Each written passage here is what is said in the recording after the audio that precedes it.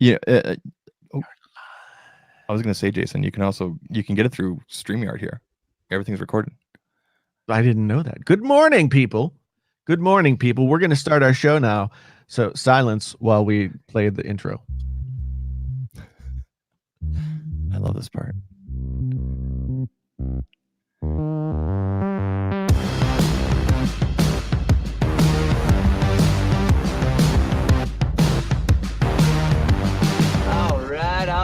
All right.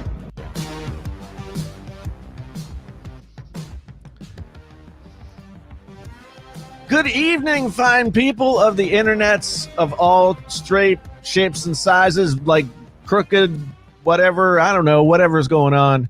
Welcome to the Painfully Honest Tech Podcast. My name is Jason, sometimes known as the JTL. This is Painfully Honest Tech, the podcast so honest it hurts. We are joined tonight, as always, by the co-hosts, Zach Talks Tech, and our boy, the man about tech, Mr. Viper.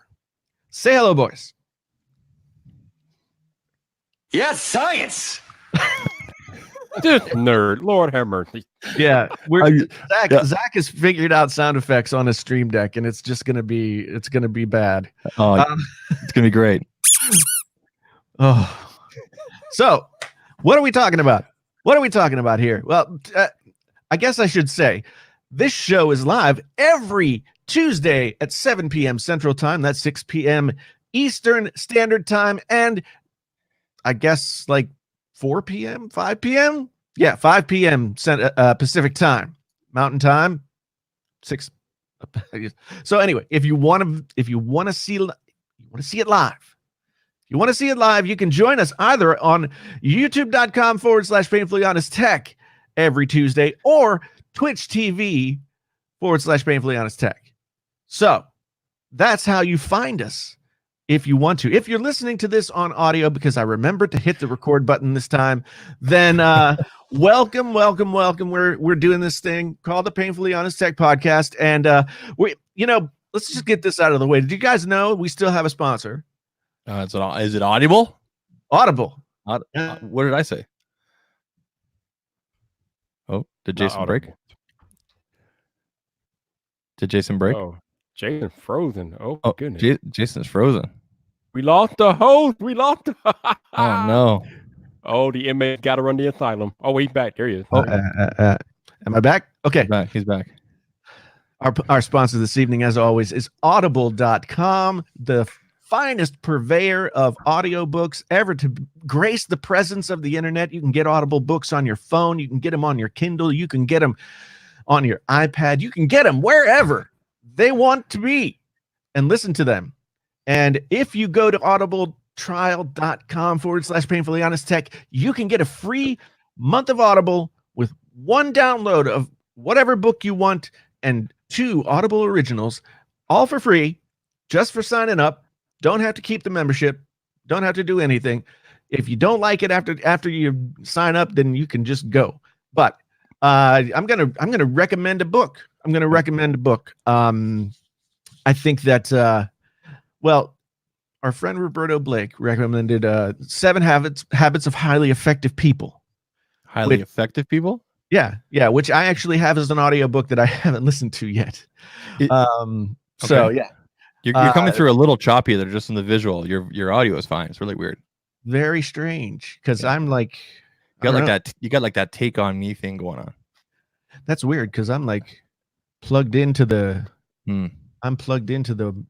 super speed. Anyway. Good. Go ahead. Tell us about this book. So 7 Habits of Highly Effective People. I guess it's self-explanatory. There are 7 habits in order to be a highly effective person. I have not read the book and therefore am not nearly as effective as I suppose I could be. I need to build these habits, and maybe you do too. So that's our sponsor for this evening. What are we going to talk about this evening? Tonight we're going to talk about leaks, because what else are we going to talk about? There's nothing to talk about. There were some I guess leaks or renders of the Samsung. Is it called the Z Flip or something like that? Yeah. I'm still pretending that doesn't exist. So I'm beginning to understand now. You not only like you didn't like the whole razor thing, and we know how that worked out with Mr. Mobile at the top of the palms. Well, but now you don't like the design of this Z Flip. no, it's freaking ugly. Ugly as dog do. Wow. I wouldn't Tell us how you really feel. I would not scrape that phone off the sole of my shoe. Woo-wee. Ugly. Dang. Ugly. But at least it's gonna be Yikes. cheaper this time. I don't know. By a little Oh my bit. goodness. Yeah. Jason, Yeah. I gotta call out one of your favorite YouTubers at some point tonight. Okay. Well, let's leave the call outs for later. We want to make sure that we have all of our people here. At any rate, so we got iPhone 12 leaks and renders. We've got Note 20 already. Yep. Leaks. And then, been seeing a lot of Apple patent application drawings. I saw one today that was very interesting. I made a video about one that I released this morning. If you haven't seen it already, then you can go and check it out on the YouTube channel. But yeah, Apple's making moves toward the patent Apple office. making money. Toward the patent office. So we're going to talk about those things today. But let's start out. Zach, what do you have to say to the people for this evening? All right. That's pretty much it. All right. That's how I That sounds feel. good. That's how I feel. Mr. Viper, any words of wisdom for the people as we start? Any words of wisdom?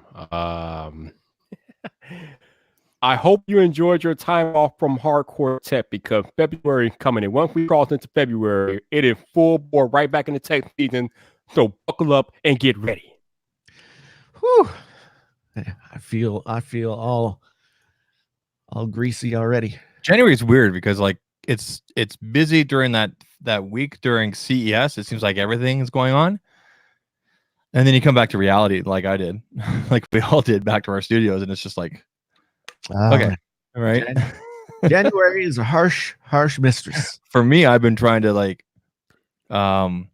without getting into specifics, a number of the brands and service and companies that I met with, how all of a sudden now have cold feet, and now I'm like, thank you for wasting my time at CES when I could have been somewhere else. Luckily, the ones that are going through with stuff are really going through, but there's a brunt of them that are just like, and these are not just like throwaway brands, these are names. So I'm trying to figure things out before I call them out publicly, because I really want to, because they're being jerks about this. Yeah. Well, it's unfortunate. Sometimes that happens. Sometimes you get ghosted. Sometimes you're the ghost. Yeah. Especially when you have like a written, especially after you have a written agreement and everything. That's just like, yeah, that's bad. I know. I hear you, man. I've just been trying to make videos. I've been trying to get back on the horse. And everybody's January is always rough though. Yeah, but like the thing that okay, so everybody's like, don't look at the numbers, blah blah blah. I went back and I looked at numbers for January 2019, 2018, 2017. I'm like pulling 2017 style numbers in this January. It's just depressing. It's depressing because I want to get the word out to the people. Well, let's not forget that you had an extraordinary 2018 when you kind of blew up there, right? Yeah, I did. You have to kind of measure. But anyway, I mean, like Viper said, we're getting back into it. Things are taking off. I mean, we've got February 11th coming up here with the Unpacked, and then I think the week after that, the week of the 24th is MWC.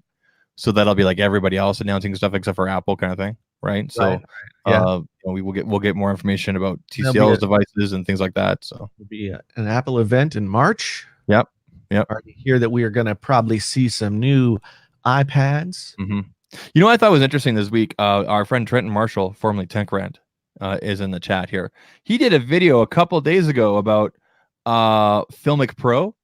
And if some of you guys recall, Filmic Pro, this was the app that allows you to use multiple cameras on your phone, on your iPhone 11 Pro Max or whatever it is, right? So you get multiple angles and everything like that. And I personally was looking forward to using something like that at CES. Something like that would have been really, really, really useful at CES. Not that it took away from what the content that I got and have coming and everything like that, because I still have some CES interviews and stuff like that coming. But it was very interesting that like 24 hours, less than 24 hours after you dropped that video, Filmic Pro basically came out and said, here's the one that you guys can all use for free, and then the full version is going to be out in a couple more months. But as Trent put it, I can't remember his exact words. I might be translating it away here, but as he said, once again, we have something presented on stage by Apple or one of its partners, and we're all here going, where is it? Yeah, it's well, I mean, yes, it's true. I thought it was a really good video from Trent. I still want to play that AR Legos. AR Legos. They announced like 2 years ago or whatever. Oh yeah. We got a little bit of house cleaning to do, a little bit of housekeeping. We have to say first, welcome to new member who signed up earlier before the show started, Brett Schutt. I'm hoping I say your name right, Brett. Level 1 wizard in the house. So he gets a goose for that. Where are all my sound effects? Oh, there we go. Yeah. We give him the crickets for. Yeah. Yay, Brett. Thank you. And then we also have Glenn Andrus, who's just signed up to be a level 1 wizard as well. So Yeah, science. that's right. So here we are. We got new members. We got 78 people in our live audience. Mm-hmm. We're just gonna start talking. So let's talk about this. Let's talk about this iPhone first, because this is another Zach Epstein Boy Genius report. Okay, so the Special. BGR thing. Okay, I'll bring it up here. Yeah, this is another special from our friend Zach. We talked about Zach some last week. I think Zach is going to become our official mascot for the Painfully Honest Tech podcast because he's just given us material. Let's just be really clear. He's not talking about me. Zach Epstein. Yeah. He's a writer for Boy Genius Report. His bio says he has worked in and around ICT for more than a decade, marketing, business, blah, blah, blah. Here, I'll bring up the screen. Jonah Bancroft also in as a level 1 wizard. So we have to say welcome to Jonah. Thank you very much. Oh my goodness. Got members coming out of the wazoo tonight. Yes, So- science. And don't forget, super chats are open too. 5 quacks for the first 5 super chats. That's how it goes. All right. So you want to? I don't want to bring up the screen here because we can actually play this little video here from Boy Genius. Yeah, I didn't know that's what BGR standing for. So anyway, it used to be Boy Genius Report, and then I guess at some point they just went with BGR. so I It mean, used to be a good publication, but I'm not so sure anymore. I'll fast forward here. So I mean, first of all, can we? I think Viper did a video about this. I really hope this blue color happens because man, take all my money. Like I dig this midnight blue. Like that's sexy. Anyway, Every time anybody says midnight blue, Hmm. I think of that really awful Mick Jones from Foreigner solo song, Midnight Blue from the 80s. Oh, Terrible song. midnight blue. Terrible song. Oh my God. So anyway, I guess Zach has sourced as his entire article, he has sourced a concept design from Concept iPhone's YouTube channel. Okay. So yeah, I mean, it's like, all right. Yeah, Concepts iPhone YouTube channel. Oop. These things look great. Don't get me wrong.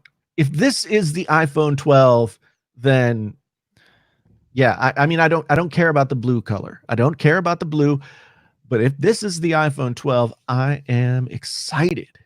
Oh, 504 with the traditional 504 super chat. He says, "Quack me." My lights are blinking. Oh yeah. There you go. One quack down. I got the Canada Goose. It's appropriate. So I mean, what do you guys think about this? I mean, it reminds me of the 5S for, yeah, that's what it reminds me of, and I really dig it. I mean, it's not as rounded, but it still looks like it'll be comfortable. yeah, I agree. It looks fantastic to me. I mean, this is what I've wanted since the iPhone 6. So it's good by me. Viper, what do you think of this new iPhone design that we're not totally sure is what it's going to look like, but it's Did you see that Oh. in screen Touch ID? I think it said there.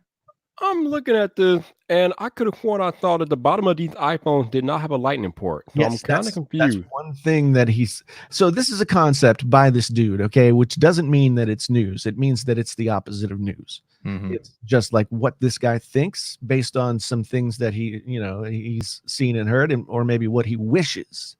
6 gigabytes of RAM is what I've heard as well, to going up from 4 gigabytes. Mhm. So that along with an A14 Bionic, Trionic, whatever chip, they went ahead and admitted that they just call it Bionic and Fusion and all that stuff because people liked it better. It's marketing jargon. That's all it is. But Yeah. I'm with you, Jason. If this is the actual iPhone 12, then I'm excited because the iPhone 5 and 5S to me were probably the best designed smartphones of all time. So if we can get back to that design language, that design template, then I am definitely on board. When you say best design, what do you mean by that? Kind of expand on that. I mean, basically the best looking phones ever with the iPhone 5 and 5S. Like, damn. Yeah. I mean, my thing, there was just something really, really satisfying about holding that phone that I haven't had that kind of satisfaction holding a phone since that design. Now, of course, like here's my dummy 5S. Yeah. And I mean, the corners aren't as rounded as like a regular, or I guess like the current iPhone, right? It's kind of got this squarish, but yeah, there's something that just feels more. I don't want to say I don't know if the word is futuristic. It just I just really dig that whole, like, the band around there. Like here in the, like, you seen the video here? Like, yeah. I really hope this is this is true. I hope this is close. I don't think there's going to be an in the screen fingerprint reader. I don't think. No, I don't think so either. I think no. I think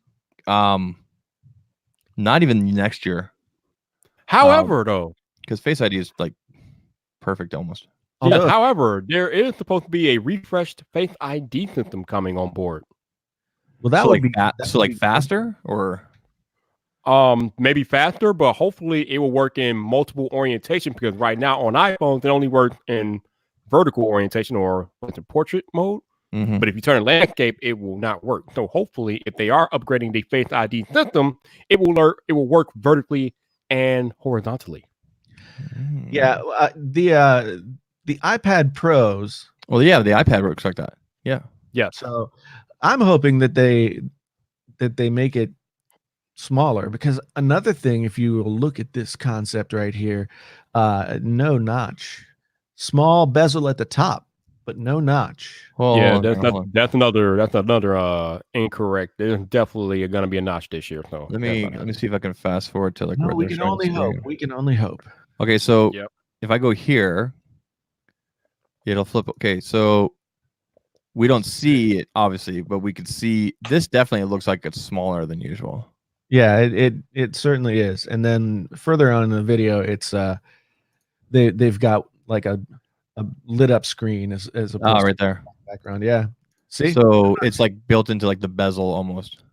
And Yeah, like and this bezel looks really thick compared to the current iPhone. So for me that's fine. I don't care about no bezels, because I mean, you got to put somebody. I mean, for example, with the Note, for example, or even the Galaxy phones from last year and this year. For myself personally, I have an issue with false touches because of my big hands. as do I. Yeah, and it doesn't. I could put Good Lock on there. I could do whatever, and I still have those problems. And of course, everybody's like, "Oh, just put a case on it." Yeah, but I shouldn't have to put an extra thing on. Yeah, you shouldn't have to download a piece of software. You should just I've never had a false touch issue with my iPhone when I'm like I used it for like the first 2 months naked. So It's a beautiful thing. It's such a beautiful thing. Too much information for us there, Zach. No, I meant I didn't have a case on the phone. But okay, you know what? Stop, Jason. It's Jason's making jokes. It's a kid show. So making jokes. Yeah. hey, man, Well, I'm just going with like, what's been said. Your opinion, man. But yeah, but those renders do look pretty good. But Mhm. you know, with these renders and things like that, the phones never actually look like any of these renders. So it's like, You know who has been correct almost 100% of the time in the last 5 years. So every year for the last 5 years has always been correct with his renders 100% is OnLeaks. Steve over there. Okay. So until I see something from OnLeaks, for me everything is kind of like it's a render, it's a concept. Do you know what I mean? Yes, Geskin. I do. So, yeah. And that's, I feel like these leaks that we're seeing right here from Concept's iPhone, Mhm. I feel like these are somewhat aspirational.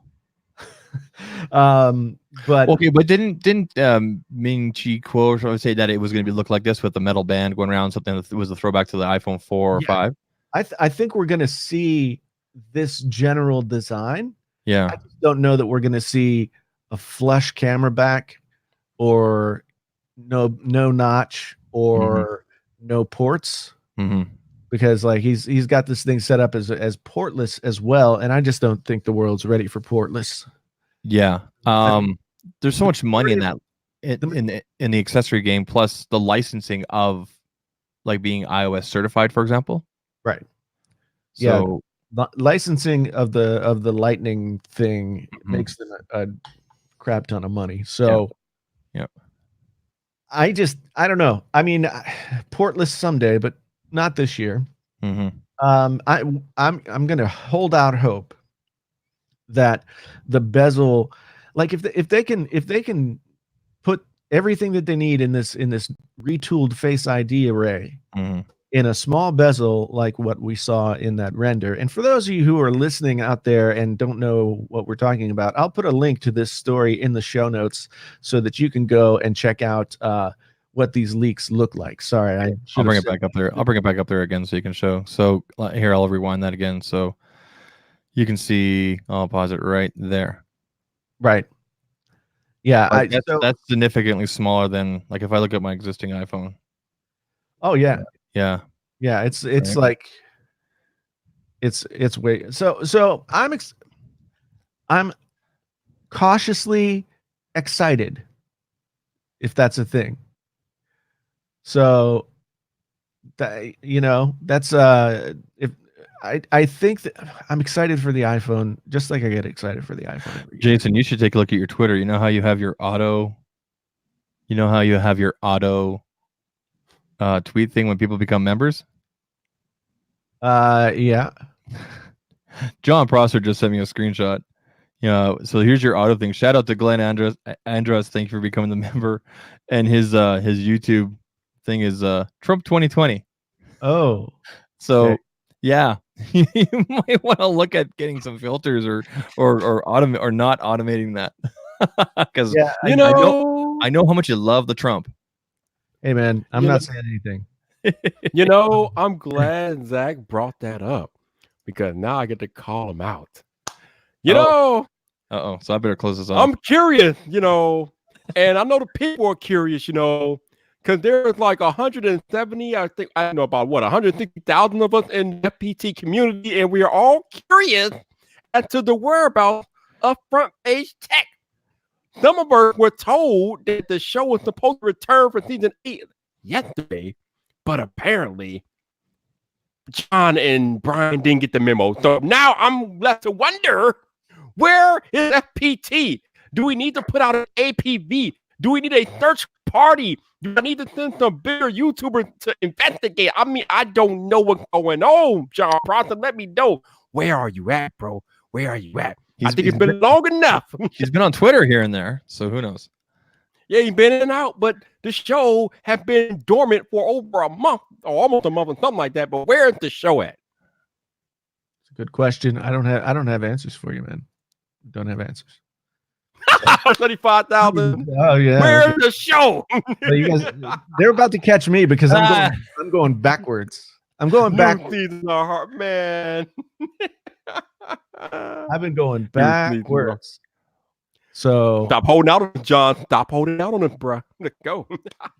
I will take care of the auto tweeting thing because somebody mentioned that last week, and it's like I on one hand I like giving people the credit, but Well, on the other hand, people get annoyed. Could you do it so it doesn't have the name there and it's just their name and not so much the stamp of what like from their YouTube page, for example? I don't know. Yeah. Anyway, that was kind of interesting. So now somebody's saying I support Trump. Yeah, we're gonna have to take care of that one. Anyway,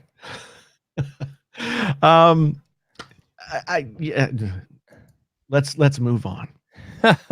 Let's move on to the Galaxy Note 20 leaks that just graced my eyeballs today.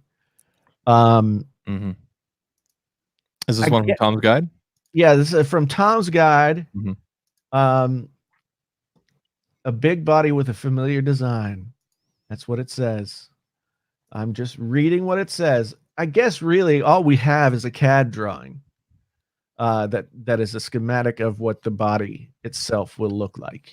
I mean, really, the Note 20, or where the heck they call it, S20. This year's Note is going to look. It's going to look very similar to the S, that's coming out, but with that camera module and everything like that, except they're just going to add on the S Pen there and obviously square off the edges, right?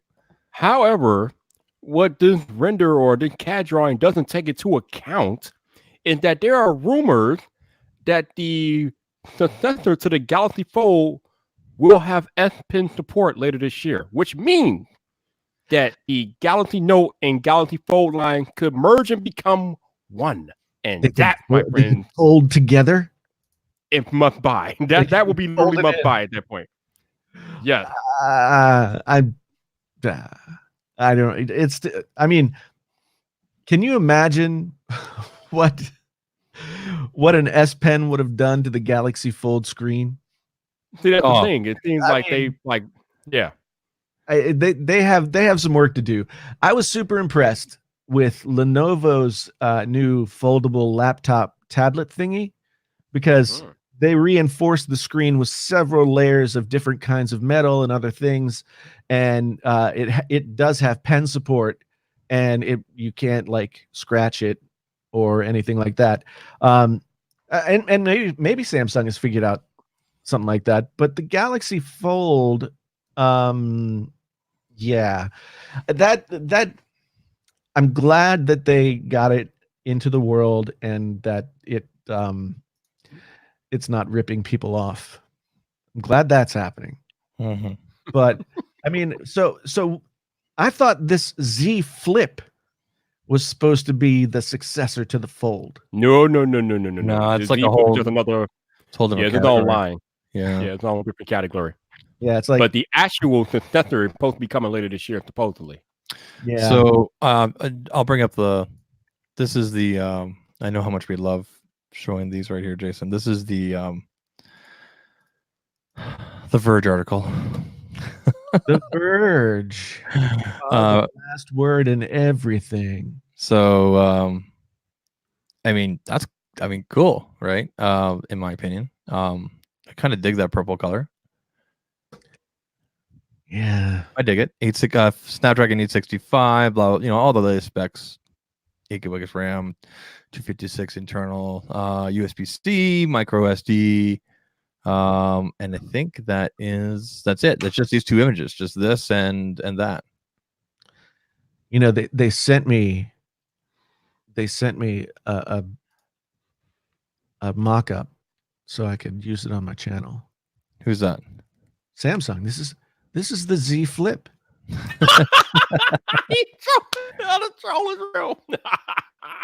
Nice. Jonah with the super chat. Thank you. Whoa. Speaking of mock-up, though, Zach, Hmm. I heard through the grapevine that you are on the list to get a phone that's going to be released in a week or so here. So is your phone on the way, or how's that going to work out? What's going on with that exactly? I cannot comment on the situation. He put me through the NDA. All right, all right, all right. Ooh, okay, okay. I see you. Hello, is this 2005? What? 2005 calling. They want their design back. Viper, why don't you put something in the private chat there, and I can confirm or deny. I think I Put on the private chat. I think I know what you're talking about. No, you know what I'm talking about. There's a couple of different things coming. Hello. Mhm. Yeah. Hello. Yeah, but it's all screen, Jason. Like screen up and down, and then of course when you flip it open, you get like this. I mean, you get what we're currently used to, these slabs, right? Yeah, but you still get this, and then you get that. Like this is very satisfying. I could do this all day, right? I used to be able to flip. Oh yeah, single thumb flip, just like that. Yes, very fun. But why are we going backwards to go forwards? I don't freaking get it. It doesn't make any sense. It doesn't make any sense to be like, well, just because we can fold the screen, now we're going to have folding phones again. Do something better with it. Do something do something that actually looks like it came out of the 2020s. So you mean like the fold? No, the fold looks like a little prayer book. It's so stupid. A little prayer book. You know, Jason, sometimes you got to take a step or two back to take a few steps forward. Not for $2,000, you don't. Not for $2,000. For $2,000, I want to be walking upright in a straight line toward the future. Whoa. I'm sorry, I just looked into the chat, and Crystal White is in the chat. Crystal White has been like scarce lately. That's true. What's up, Crystal? How you doing? Yeah, good to see you. Yeah. Good to see you. I haven't seen Kristen in quite a while. You're right.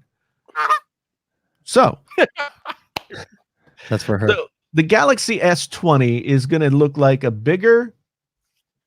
It's going to look like a bigger S20. Mm-hmm. Stop the presses, everyone. It might look like the phone that comes out earlier in the year. So what is okay? So other than in your opinion, about looking ugly when it comes to the Z Flip and the Razr, what is so bad about taking existing design like this, or existing slabs, Jason, and be able to fold them in half? Well, for one thing, like how is that going backwards? Yes, I know it's a design that was used before in the past with flip phones, but here we are now folding, displays. Like there's no hinge in the middle. Do you know what I mean? Like, well, there is a hinge in the middle.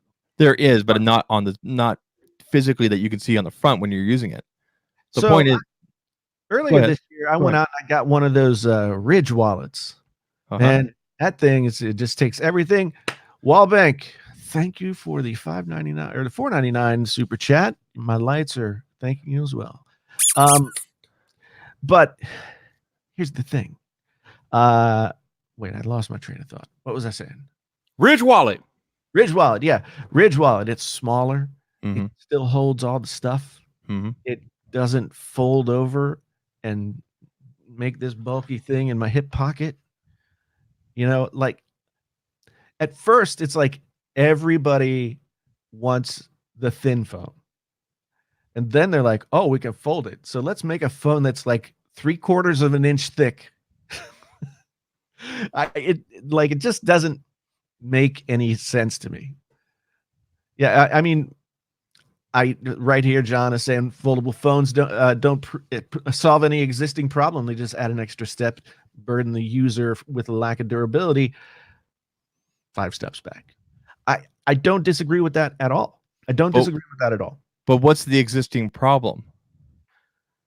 Is there a problem? There is no existing problem. I mean, the foldable phone is taking something that is already fine and creating an issue. Like it's making it less stable, giving it more failure points. Mhm. And it's I think, to me, because it's cool is not enough reason. Mhm. So I mean, I'm looking at this thing and I'm just thinking, like, why would I want this? Uh-oh, Jason. You're The being w- called out in your own chat, dude. What? They're calling you out because you were they were saying that you were okay with the new iPhone 12 taking design cue from the iPhone 5, but now you're saying don't go back with the Galaxy Fold. So I don't know. Yeah, the iPhone 5 was an amazing design. This was a crappy piece of necessity. This was the best they could do. The iPhone 5 was a beautiful piece of design. You know, it's one thing to have to call back to another period design and use it as a jumping off point for your product. It's another thing to say, like, there's a reason we stopped making these, but now that we have foldable phones, we're going to make them again. So, I think I think the current iteration of foldables, like the way how fragile the screens are right now and the mechanics and things like that, I think that the way they are now will be completely different to how they possibly could go mainstream within the next 3 or 4 years. I was going to say 5 years, but I don't think it's going to take that long. Do I think there's a future of both slabs and foldables?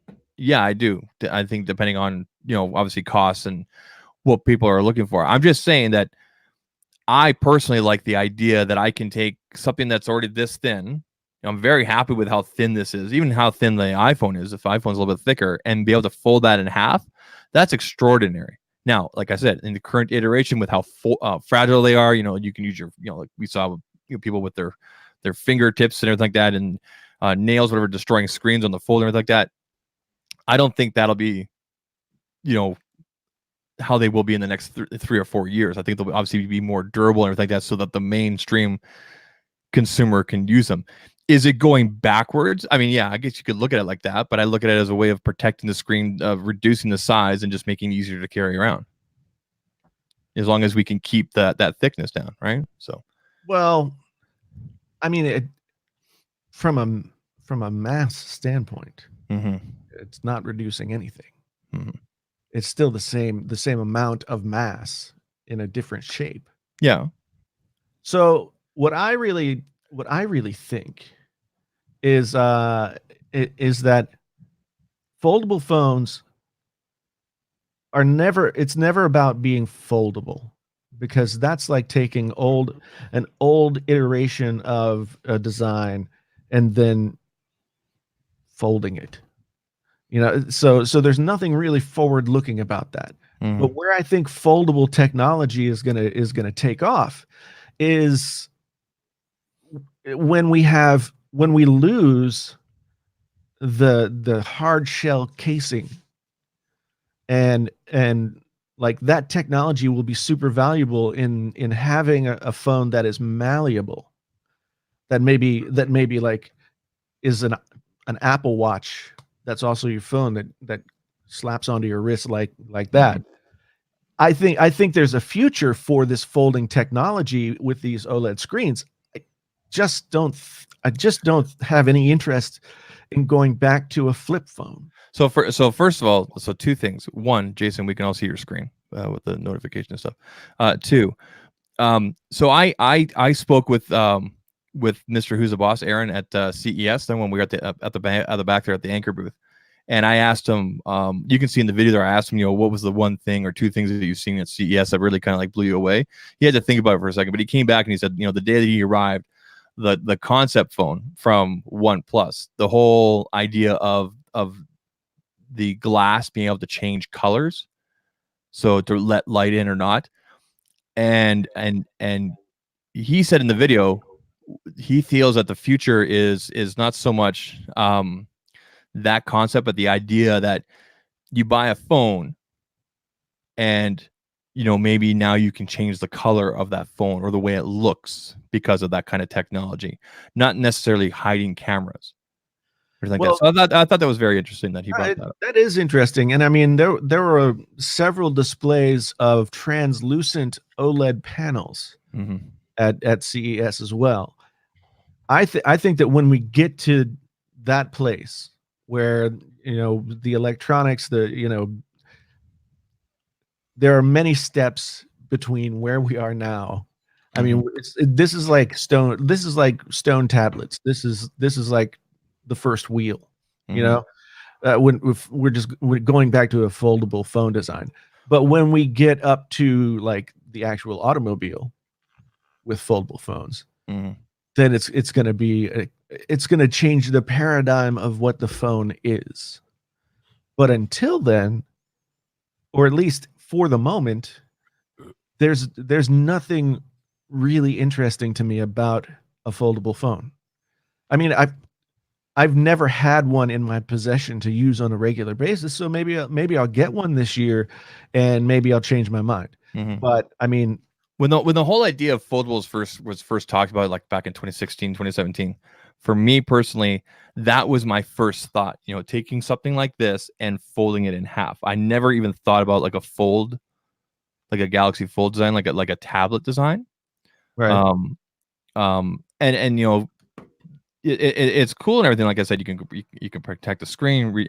Obviously, the weight or the mass, like you said, is still the same. But if you can reduce that footprint for your pocket, for your purse, whatever, that's enticing. I mean, and if it closes properly, I mean, you've just destroyed the whole screen protector market, right? Man. So I have talked to practically I think members of the Galaxy Fold army I've seen on Twitter, and they all love that thing. We got Marquette, Coach, Beth, Mr. Mobile, Board at Work, Mac Weinbach. I mean, they all have the Galaxy Fold, and they love that thing. So apparently there must be something to it. All these people are loving it.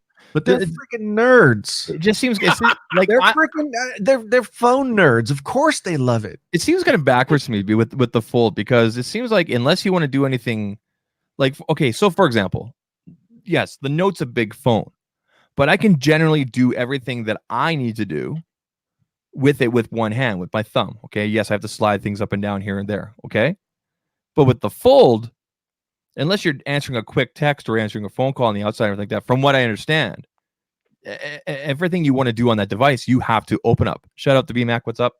BMac in the house.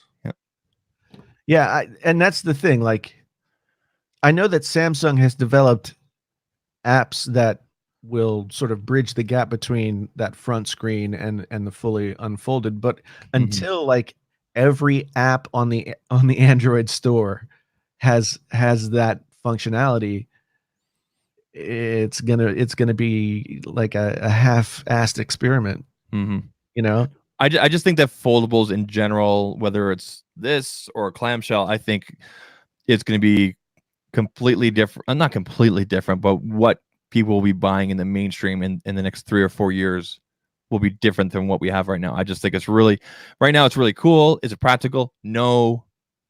The Razr, for example, the Motorola is a perfect example of that.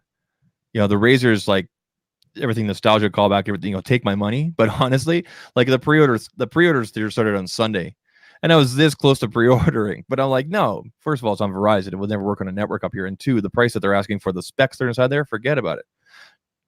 Yeah, I mean, that's the thing. Yeah, like the value proposition of what's available to us in a foldable phone is just not there. You're paying a premium for the technology that doesn't have a viable use yet, right?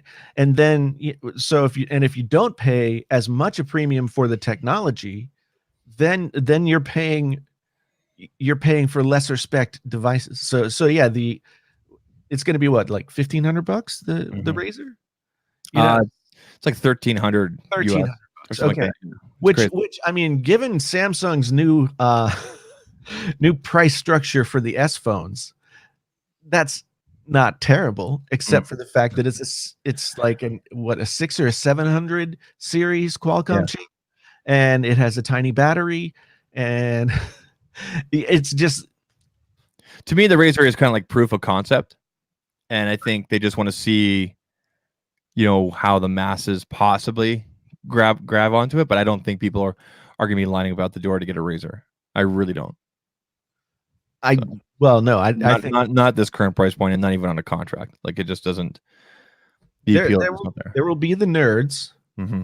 There will be the nerds, and I mean, since it's on Verizon, I have to admit that I'm sorely tempted to just go get one on contract. I like how they took a single camera as the only camera. So if you want to take a selfie, you can fold it in half, take your selfie with the good camera. Yeah. And then when you open it, you're still using the same camera. That makes sense. That can reduce costs. That can put more. You're concentrating all your camera technology into one array kind of thing. Like that's a really good step right there. I don't disagree, except for the fact that is Motorola well known for their quality cameras?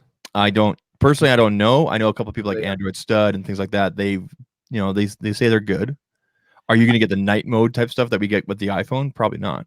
Yeah, I mean, you're right. There's a cost saving aspect to that, but all of that cost saving goes into paying the premium for the uniqueness of this folding phone that looks like a phone from 2005. Right? Mm-hmm. It's so to me, like, actually, like, Glenn just talks about flip phone games. Like, okay, the gaming industry on mobile is big time, right? Mm-hmm. And I saw a lot of companies at CES building, like HyperX has a controller array that they built to go onto your phone and all this other stuff. A lot of people are building peripherals for phones to enhance their gaming experience. Yep. Right? Yep. These foldable phones are going to be anathema. They're going to be death to like current mobile gaming. Mm-hmm. Like, how are you going to play? How are you going to play like PUBG on the Motorola Razr? Again, as in the current iteration right now, no. Right, but well, I mean, we'll see what happens, right? So, yeah, subtract. So go back to So when did the iPhone come out? The iPhone came on 2007, correct? Yes. So it's been, it's 17. It's been 13 years, right? 13, 14 years. 13ish, yeah. Extraordinary where we've come from. Now, I'm not saying obviously everything started with the iPhone, but that was a major kickoff.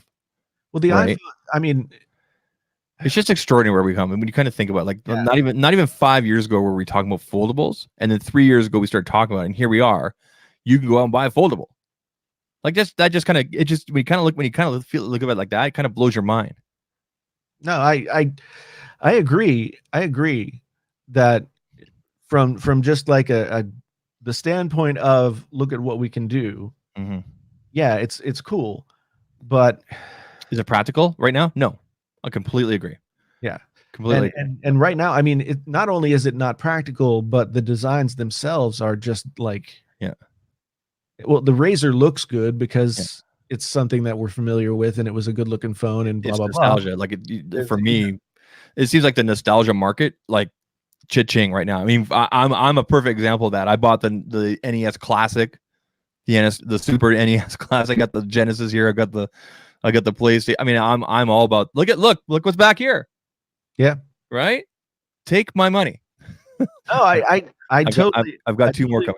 Like, I am squarely in the target market. Oh, you and I both are. For all this, I know Viper too. Look at Viper. Bought that Lego thing. The Batman, right? Yeah. Viper would have never bought a Lego set with 4,000 whatever pieces is, but the fact that it's Batman and Michael Keaton Batman, yeah, hell yeah, right? Uh-huh. That's right. Not the best Batman, but okay. Wow, what? Stop the podcast. Stop the damn podcast. What Who do you think is the best Batman? Jason. I just Who do I think is the best Batman? Yeah. Yeah. Well, that's just like your opinion, man. It is. It is my opinion. I think the best Batman was Val Kilmer. No, you don't. No, you don't. You're lying. You don't even believe that. George Clooney. I'm sorry, George was perfect for that role. now I'm gonna have an aneurysm. I know you're gonna cause me to get fat again. Like Okay, he's trolling out right Actually, I did like Ben Affleck as Batman. I like Ben Affleck's Bruce Wayne, not his Batman. I liked them both. I mean, I like the old guy, just getting the crap beat out of him all the time. Look what you did to the chat. Like we got people up in their feelings now. Yeah. All right. So we're an hour into this. We told ourselves we'd be doing podcasts hour and a half. We've covered some good stuff tonight. The Z Flip. We've talked about this new iPhone design, which I hope it happens. I mean, it looks cool. That would get me to buy another one this fall. We've talked about foldables. What were the other subjects? The last thing that we had on the list to talk about was this new MacBook. Oh, the dock thing. Yeah, the MacBook / iPhone dock thingy. I have not heard about this. Can you bring it up on your screen? Yeah, let me get to the link here real quick. There it is. While we doing that, we need to talk about what Zach uncovered on his neck cam. Oh, do you want me to show that? Yes, you should. I can show you guys that here really quick. Because I'm pretty sure it's an animal, but you don't, for whatever reason, you don't believe it's an animal. But I don't see how it could be an animal. It's a bunch of things happening in the background. All I saw in the video was something looking like it was flying up from below the ring. Okay, so here we go. So we'll just we'll share this. So I don't have all alerts turned on, but every morning, some people go through their Instagram feed, some people go through Twitter or everything. I was going through my Nest Cam and just you can scroll really quickly and see what's going on. Now there is no sound with this. Let me embiggen this. Oh, I don't know if that may have screwed things up. There we go. Let me just click on this. But anyway, so to put in perspective, so here's my Nest Cam. That's against the house. Okay, yes, the siding's dirty, blah, blah, blah, because our mailbox used to be here. I had to move the mailbox onto the opposite wall. So so this is the Nest Cam. Here's the camera. The bottom part is the button. Okay. And this is what it caught on it last night. Like, I don't know what that is. Now, we have snow and ice on the ground out here. The grass is coming through because it's been quite warm lately. And there, as you can see, look at the tree. There's nothing. There's no wind. There's no sound to this at all. So it wasn't picking up sound. So I don't know what this is. It's an animal, dude. How is that an animal? What else could it be? It's particles, and I don't know. The only thing that it looks like is there's snow like kind of blowing up against the house. There's no snow up against the house. There's nothing. So, I don't know, man. I don't know. Gremlins. Yeah, that's what it is. But I must have looked at this for like 20 minutes today. I'm like, what is this? Yeah, skunk, something. No, because I can tell you right now, there's a couple of cats that actually live underneath our deck here. They come and they sleep at night sometimes, and they get Loki all upset and everything. But that's directly. So again, if you look at where the camera is here. So that was all happening down here. But from what? I don't know. It could be. It's weird, right? It could be some kind of weird artifact from just like the night mode of the camera. It looks like something that clearly it isn't. So I don't know. I don't know. So, someone says that you have to get a ring. I'm not getting a ring. Another article. If you knew what I knew about Ring, you wouldn't get a ring. Well, there was another article during my research today that I checked out that says an Amazon engineer basically says Ring should be taken off the market and never come back. That's part of what I know. Yeah. I used to sell their stuff. I used to be a distributor for their stuff. So anyway, that's what my cam caught last night. I mean, I always go through. I always see like cats, and there's a skunk in the neighborhood that trolls around and everything like that. But I was like, what is this? I mean, it can't be bugs or anything. It was about -3 last night, -3 Celsius, whatever that is in Fahrenheit. It wasn't cold at all. It was like throwing a hoodie, in my opinion. For some of you in California or Florida, you'd be like, oh my God, it's freezing. No, it's not. That's not cold. You guys don't know what cold is. Get back to me when you experience -40 Celsius. And then that's cold. Viper knows what cold is. He lives in Chicago. He's like, yeah. No, there's a reason why Viper doesn't have any hair anymore. Froze off. Literally. I'm just kidding, man. It's I don't know. I mean, it's very weird. I'd love to know. I'd love to know what is doing it. I'd love to know if like it occurs on a regular basis and it only got picked up and you were notified last night. Well, so I paid for 10 days worth of recordings. So you can go like 5, 10, or 30. I paid the $100 for the year, so I can go back 10 days. So I clipped this. I kept it. It's saved in my Google Photos now and everything like that as a video. Right. But I went back even further 9 more days and I couldn't find anything else like this. So, and like I said, I go like when I have my coffee in the morning, I'll go through and like, okay, well, there's the neighbor's cat again, and then there's our skunk, and then Yeah, Alan Mobley asks, why shouldn't we buy Ring? The short answer is really crappy security. The longer answer is more complex, I guess. But yeah, I guess the Ring has turned out to be just a security nightmare. Here's the reason that I didn't go with Ring. 1, the cost, and 2, I had already invested and purchased the Google Nest Wi-Fi points around my house. Right. And while I know you can use Ring or the Nest Wi-Fi or even Nest itself, the cameras with any Wi-Fi, I thought to myself, okay, well, I've already got these Wi-Fi points around the house. I might as well get something that directly integrates and everything like that all through one app, which they do have separate apps, but you can do everything all through the home app. And it was just the simplest way. So I went with that. And here's the nice thing about Nest as well. I found it confusing even though I know how, I found it a little bit confusing when I was going through the different Ring options. Like Ring has this, they have a Pro, they have and of course they have different faceplates. With Nest, it's just like, here it is, right? And then they have like 3 other cameras, either ones or without like speakers, basically, that you can put like in your backyards and everything. So anyway, and also the nice thing too is when you buy stuff directly from Google, you get money back on your one account. So I was able to put that towards buying the Nest. So I never actually paid full price. I saved like $130 because I had purchased my Pixel and everything, right? So yeah, Google went the opposite direction for me. I returned my Pixel 4. And when I did it I did it on Google credit, right? Because I figured, why not? They didn't refund me back the entire amount.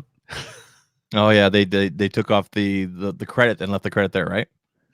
Yeah, so there was like $25 or $25 or $30 that they didn't refund, and so I started getting these calls from like seemingly Synchrony Bank owns everything.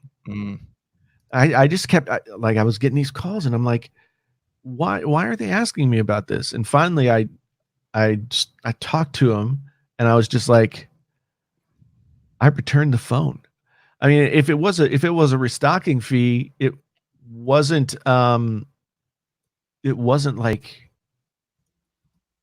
disclosed that there would be.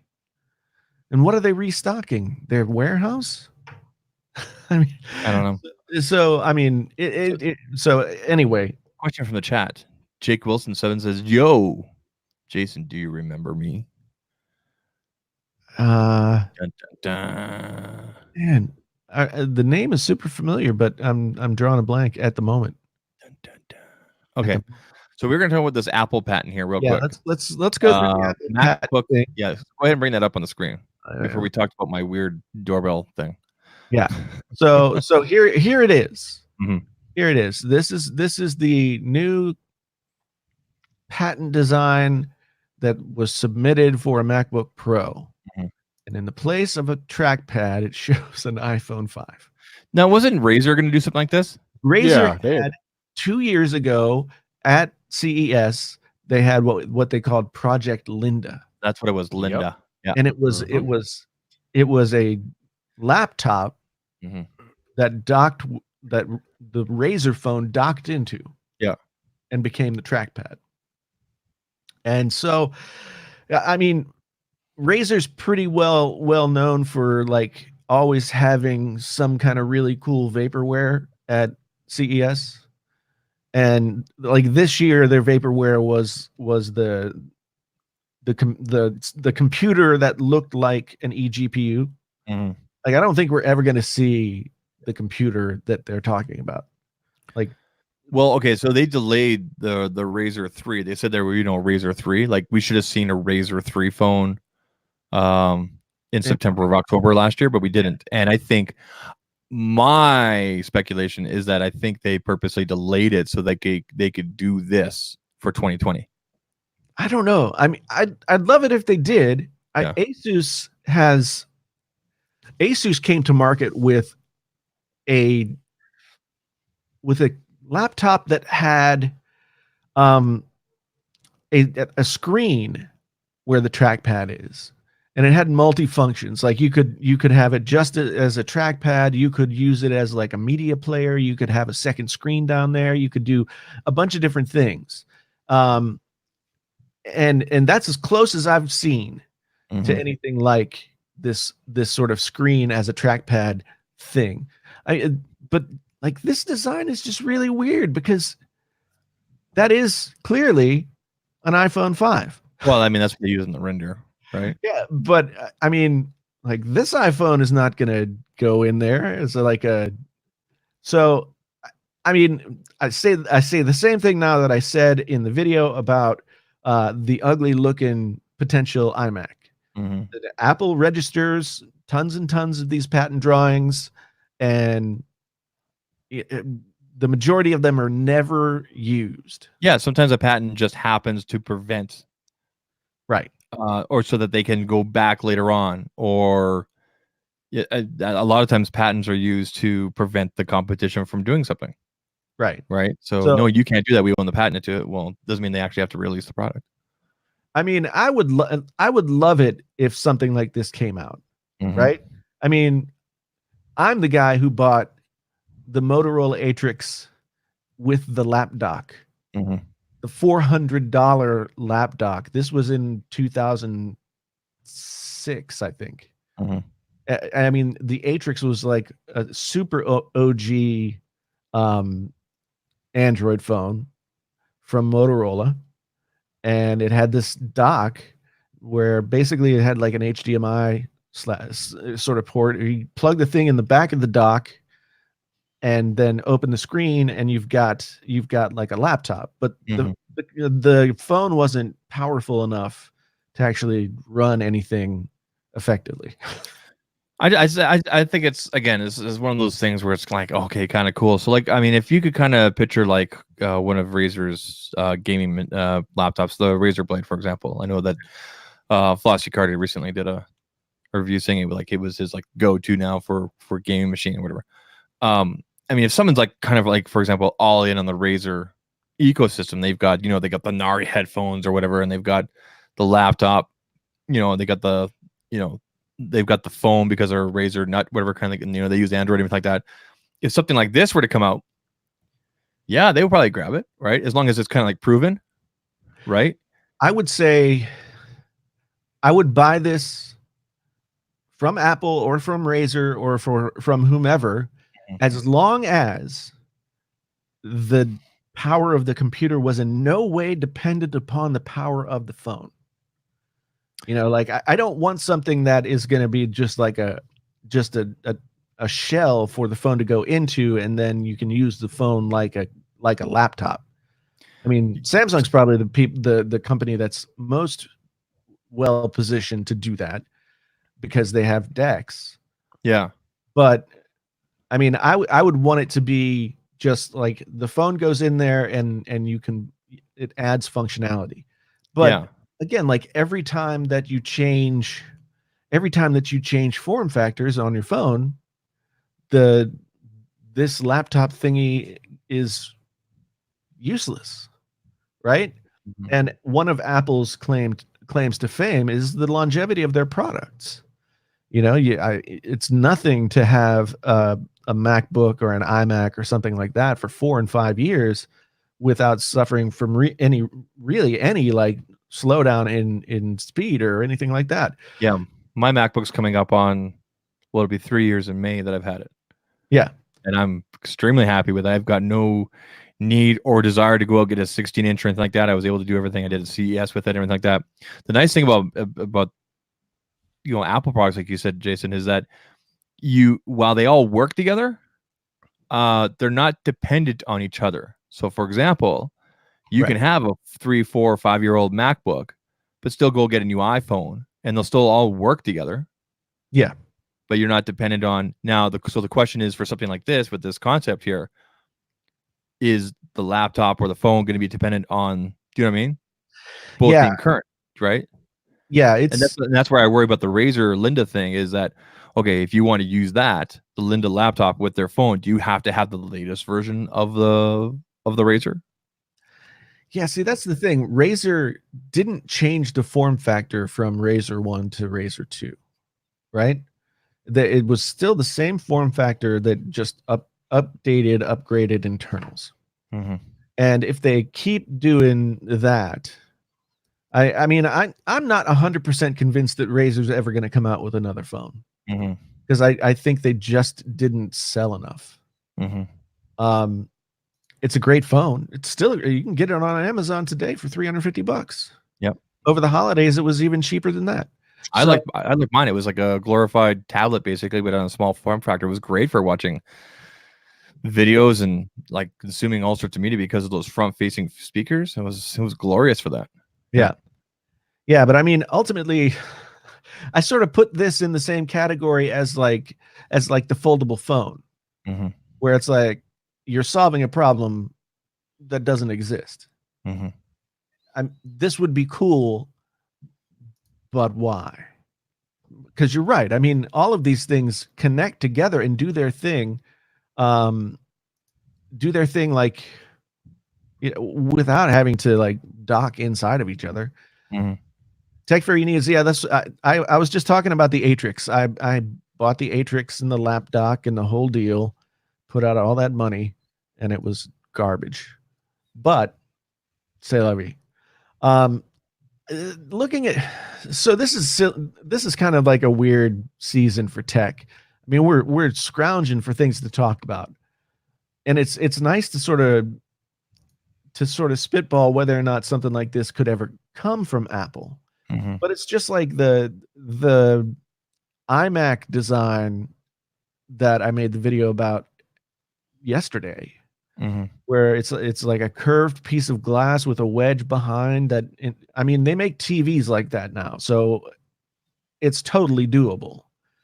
But then there was also a version of it where it had a section in the front where you could slip a MacBook in from the back, and then the MacBook keyboard becomes the keyboard for the I don't know. It just not a good design, and it looked super dated compared to almost everything that's out there in the all-in-one computer market right now.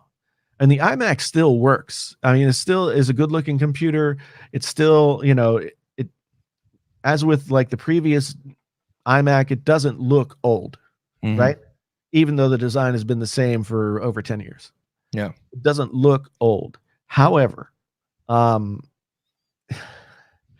if you look at what Microsoft did with the Surface Studio, which I think is one of the best pieces of industrial design in the tech world that I've seen in quite some time. I mean, that thing, the hinge, and it comes down beautifully to sit on the desk, and you can use it as a writing surface or a drawing surface or whatever. And then it slides back up into like whatever position is right for you. All the internals are in the base, so you can have a very thin screen. Now, the problem with the Surface Studio was that they put laptop grade internals in the computer, so it wasn't really like desktop power. Yeah. And I think that's why a lot of people shied away from it for $3,000. But even if you look at some of the new designs of all-in-one computers that are on their way or have just come to market, people are selling all-in-one computers with like 34-inch curved screens. So if Apple goes this weird backwards way with this all glass like curvy thing, I just don't see it. I don't see it happening. But at the same time, you know, we all complained about the camera on the iPhone 11, and while it's still not the prettiest thing ever, it certainly looks a lot better than what I suspected it would look like when I saw the first renders this time last year. Mm-hmm. So who knows? I mean, Apple, you know, they're wizard level. They could figure something out. But yeah, I'd like to know someday. I know we'll never find this out, but I'd like to know like how many cool patents are like locked up, and like things that could have been. Yeah, Like how much is locked up, and like, oh man, we could have had that. Yeah. Right. Yeah, I mean, it's sort of, whenever you see like the number of patents that companies apply for, then you wonder like, how did the Apple Newton ever hit the market? Whenever I hear that, I always think of that Simpsons clip. Take a note on your Newton. You know, eat up Martha. What? No, beat up. Oh, you know which clip I'm talking about? Right? Yeah. Hey, I want to show everybody this right now because I know there's some sort of weird chatter going on right now in the chat. So that's the look. So that's outside right now. That's right now. Interesting. That's right now. So you know what's kind of cool is with this is I just discovered this. You can zoom in, and so yeah, it looks kind of grainy. Yeah. For example, you can go here and then you can actually click this button, and it'll clear it up. Apparently. Interesting. See that? Yeah, I can see your neighbor inside their house. Well, actually, these people, their TV is right by there, so you can see everything. So, like, even with this right now, yeah, so I can hear all the sounds going on right now, but there's no sound. But for example, I can go along here. Let's see here. If I click this, so this is like 10 minutes ago. You know, there's a car going by. Car goes by. Yeah. Yeah. So cool, It's right? Interesting. It's interesting. I mean, I would get in touch with the Nest people and be like, what could possibly be causing this? Yeah, I didn't tag them in it, but I was thinking about tagging them, and I mean, I'm not sure if the Twitter would respond or anything like that. But this is the night mode. It's auto. You can actually turn this off, but I left it on. So I don't know. Looked at it, I thought your pine tree had like tons of snow on it. So you can see right now, like this is earlier today, like everything's brown, like it's just basically ice and snow right now on the floor, on the ground, and you can see the grass. So there's no snow up here against the house at all. Yeah, you're right. So yeah. But anyway, we're past our 1 hour. We're past our 1 hour point at which we end the podcast portion of the show, and so we're going to go ahead and do that. Now we're seeing Zach outside his house. So we're going to go ahead. We're going to end the podcast portion of this. For those of you who are watching on Twitter or on Twitch, we are going to stick around. We are going to continue to chat. We're going to answer questions. We're going to do all that kind of stuff. But for you people who are listening in the audio realm, I'd like to say thank you for showing up, because this is fun for us to do.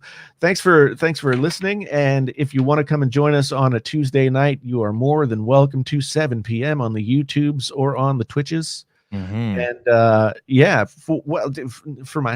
I'd like to say thank you to my host, Zach here. Thank you.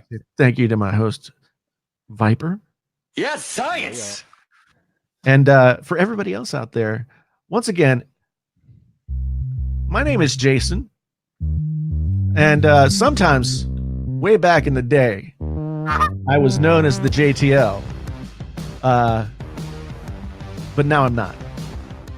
This has been the Painfully Honest Tech Podcast. The podcast so honest it hurts.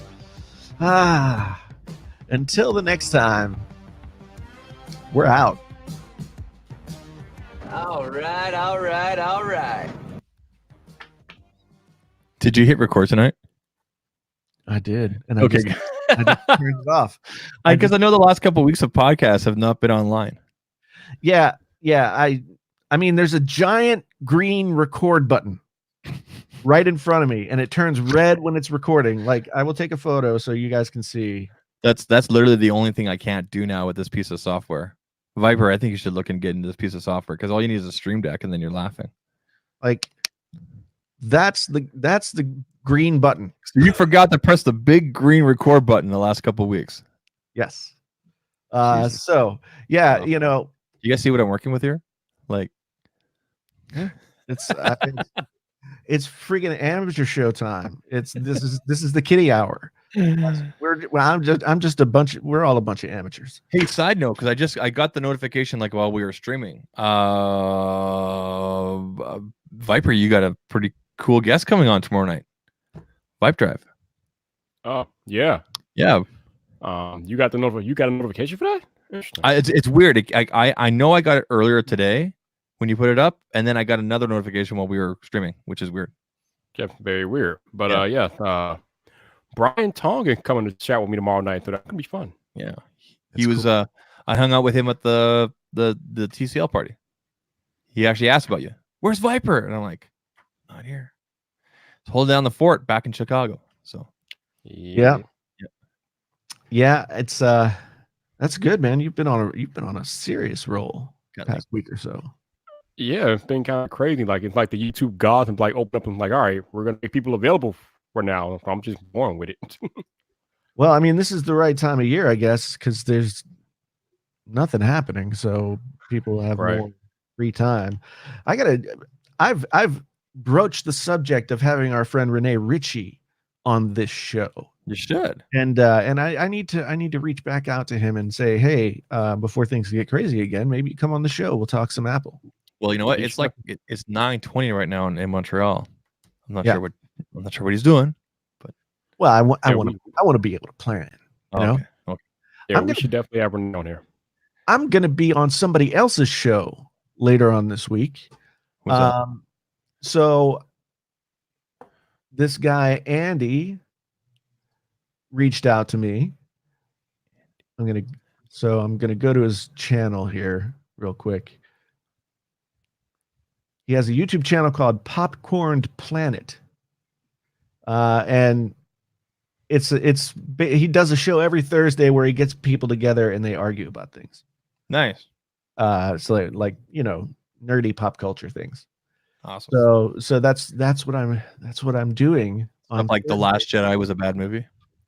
Yeah, well, he wanted me last week, but I didn't see his because he had seen my video about Rise of Skywalker, and he needed somebody who actually liked the movie to be the foil. Speaking of which, the whole 9-box trilogy or 9-movie trilogy will be out like March.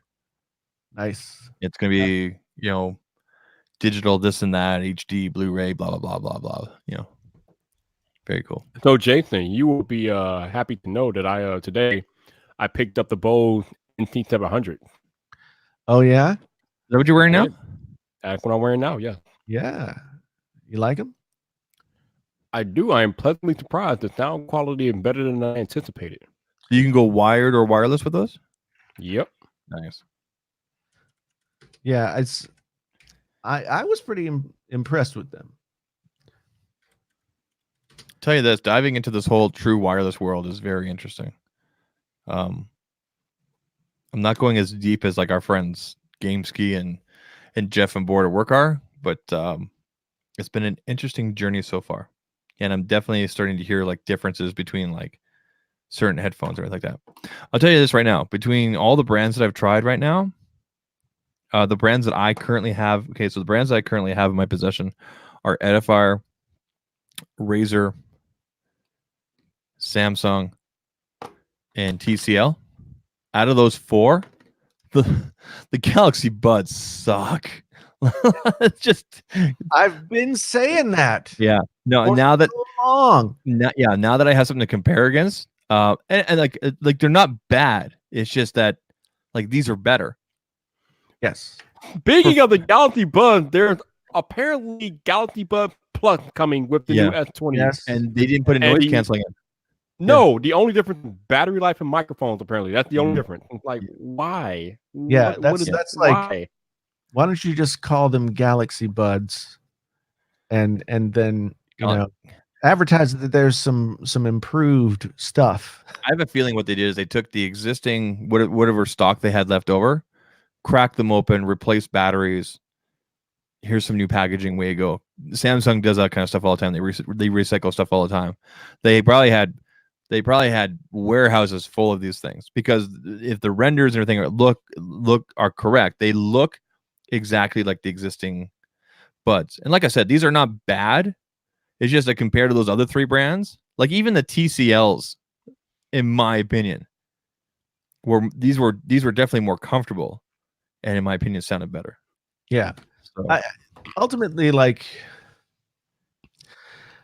I have a feeling that we'll see the Galaxy Buds at least as like a pre-order bonus. Oh yeah, they'll be free with the pre-order. Yeah. But we may even see them packaged in with phones as part of the price, because I don't know if now that there's no headphone jack. Mm-hmm. I guess they did for the Note 10, they did put a USB-C pair of headphones in the box. But I don't remember. I have to check my box. Yeah, I'm pretty sure they did. But I don't know. I mean, the Galaxy Buds are there. I would happily use them if I got them for free. Mm-hmm. Actually, that's not even true, because I did get them for free and I haven't used them in months. I'll tell you this. So like on a 2.5 hour, almost 3 hour flight to Las Vegas with the Galaxy Buds, I had to take them out at least 3 times to kind of like give my ears a break, quote unquote break. Right. And yes, I am using the proper size with these edifiers or even the razors. These razor, I think they're called Hammerhead, whatever. Yeah. I didn't have to take them out until maybe like the 3 hour mark, 3.5 hour mark. Yep. And I'm listening to the same kind of music. I'm doing it. I did a bit of everything last night. I watched a movie on Netflix. I listened to a couple of podcasts. I was looking for the Marquez interview that Viper did, which didn't go up till today. Yes, out now. Yes. Yeah, because I was like, oh, I want to listen to that again, right? And it was up there. And then I listened to some music through Spotify. I listened to some music through Google Play Music, which I know I'm like one of like 3 people that use it. And what else did I use for audio? I use SiriusXM because I pay for it for my car. Yep. So you get the free online player. So I'm kind of like, I'm using these things kind of like the way that I guess majority of people would. So like I'm not using Tidal or anything like FLAC or anything like that. And while I know that you can probably get a deeper sense of how some of these earbuds work with stuff like that, with the quality of audio, I'm taking it from the angle of the consumer that, okay, I don't want to spend a whole bunch of money, but I want to get that good quality, and maybe I have the free version of Spotify. Maybe I pay the $9 a month or whatever it is, right? Right. But they're not paying $30 a month for Tidal, for example, right? I mean, the thing is, at the end of the day, using Bluetooth headphones with like lossless audio from Tidal or any place else is pointless, because Bluetooth headphones can't produce a level of fidelity above, like, say, a 320 megabits per second MP3. The bandwidth is just not there. Yeah. So like anybody who listens to lossless quality audio through Bluetooth headphones is not getting anything from it. To tell you the truth, I purposely downloaded a FLAC song, and then I downloaded it in 320, and then I also downloaded it in 128. and then I also streamed it from one of those services, and I could not tell the difference with the Bluetooth. Yeah. I really couldn't. I thought I could, but I couldn't. Yeah, and that makes sense because Yep. like the stuff that you would hear that's different Yeah. is can't be reproduced by Yeah. by the Bluetooth headphones. I got in the mail yesterday the Anchor Soundcore Liberty Pro. Oh, the buds those are the ones that Jeff was talking about. Yeah. Yeah, and I think Luke on here has been bugging me about getting them. Is it, they call the Liberty Pros or something like that, I think they're called. Yeah. $150. I got a pair, because I doing those Amazon streams and I've got Amazon money to spend. So I got a pair. I got them out and I used them last night just for watching some stuff on my iPad and stuff like that. I haven't I haven't put them onto my phone to hear music or anything. But I will say this.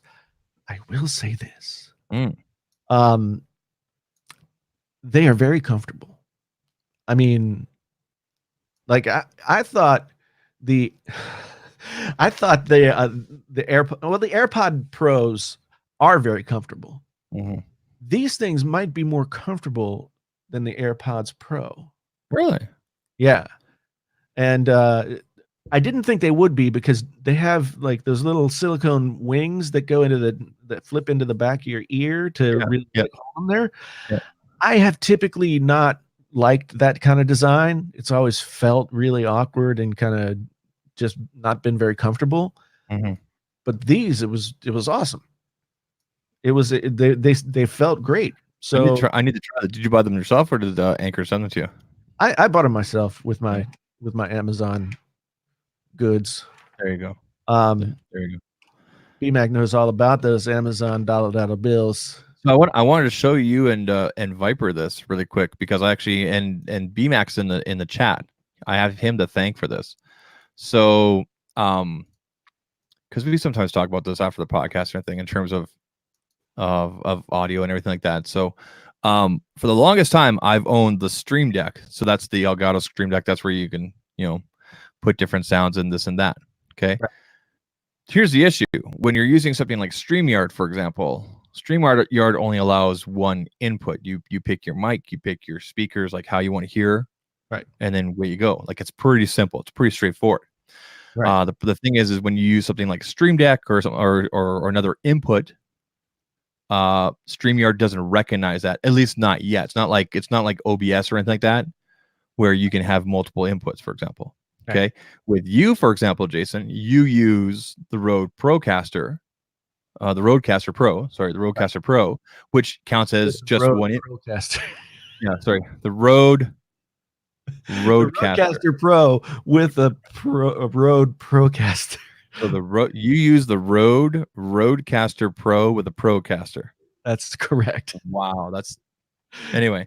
So when you pick your inputs, for example, you pick the Rodecaster because that's your only input, right? So go ahead. I just shared this on my screen here. So this is a program called from a company called Rogue Amoeba. Yeah, I think that's how it's pronounced. I actually own this. Do you? Yeah, I've never fully explored it. It's pretty straightforward. Like there's no other inputs or outputs. So with this, you can add on, for example, I can click here and I can add on well, you guys can't see it, but for example, I can pick anything on my computer that makes sound. Right. And then I can make it as an input. And as you can see here, then it channels into channels 1 and 2. And then if I want to turn on the monitor here, I can do that. Now you guys can't hear this right now, but I'm hearing double back on myself because because there's like a quarter second delay, maybe a 1/5. So I turn that off. So for example, since I have Spotify on here, for example, I can go over to Spotify. I'm not gonna. Don't worry, Jason. I'm not gonna play anything copyright or anything like that. You pay for Epidemic Sound, right? I do. Well, yeah. Yeah. Studio. So for example, like this song right here, this is through and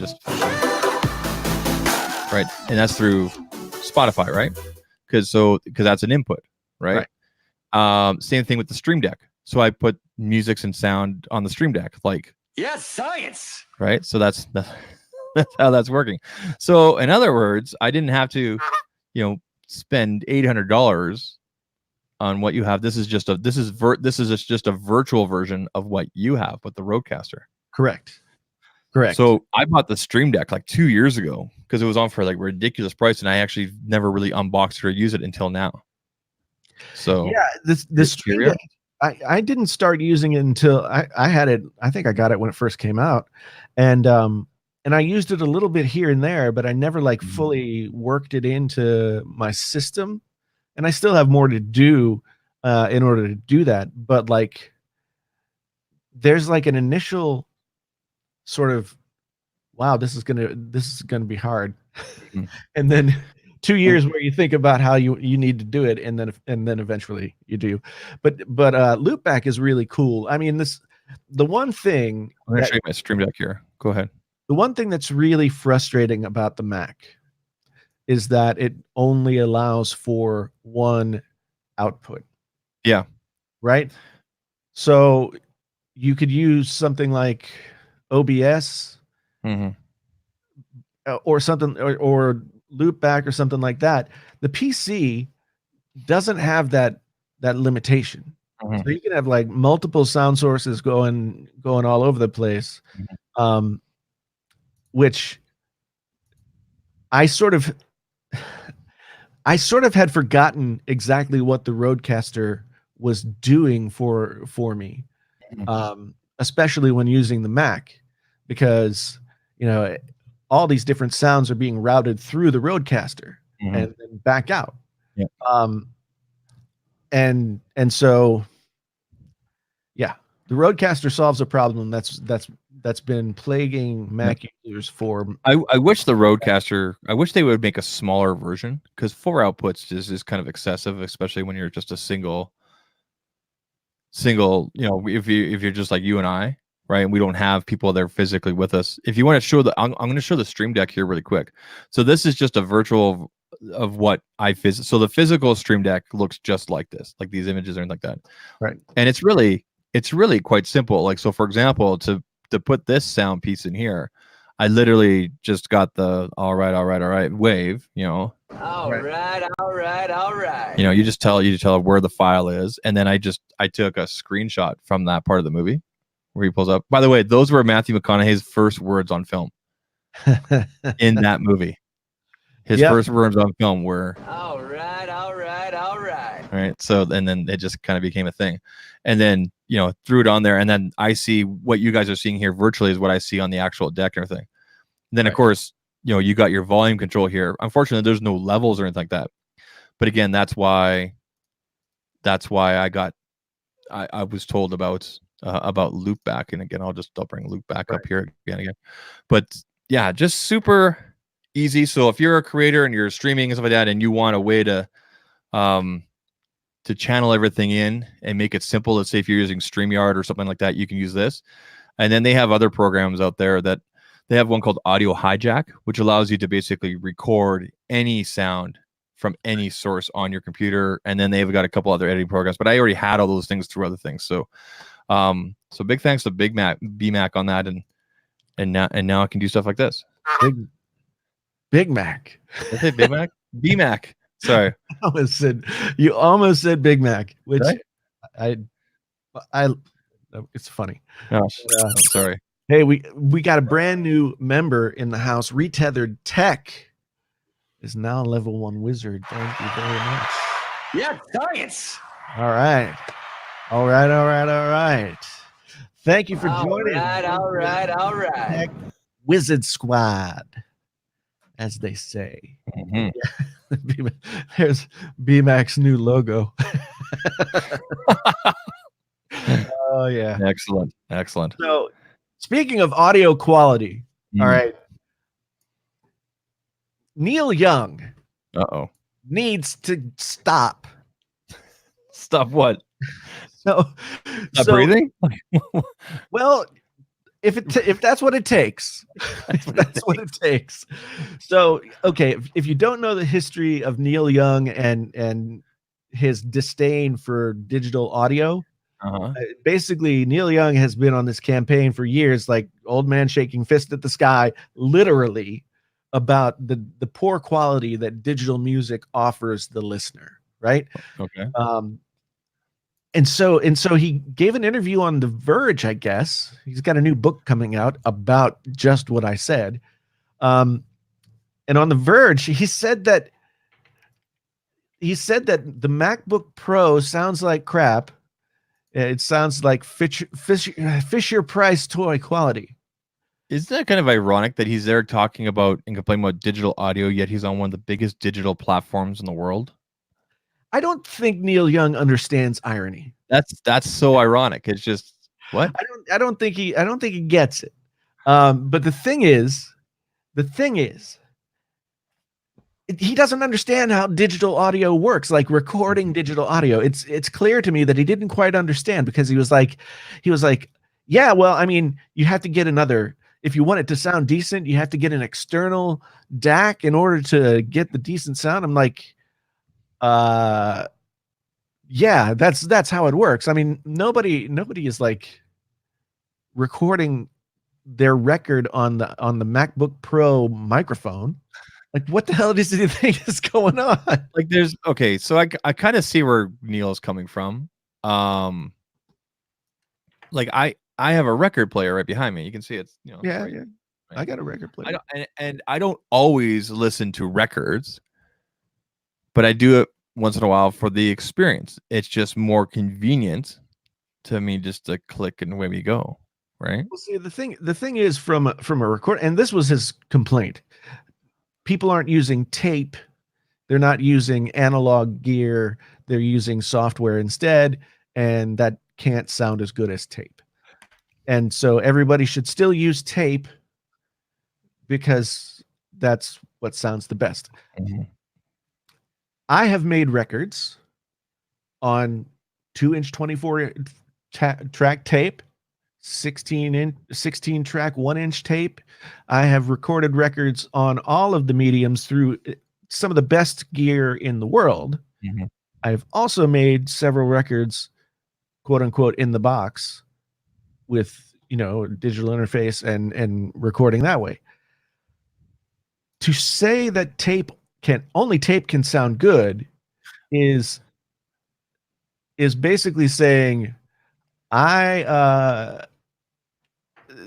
it's basically saying that the medium of the recording is more important than the art.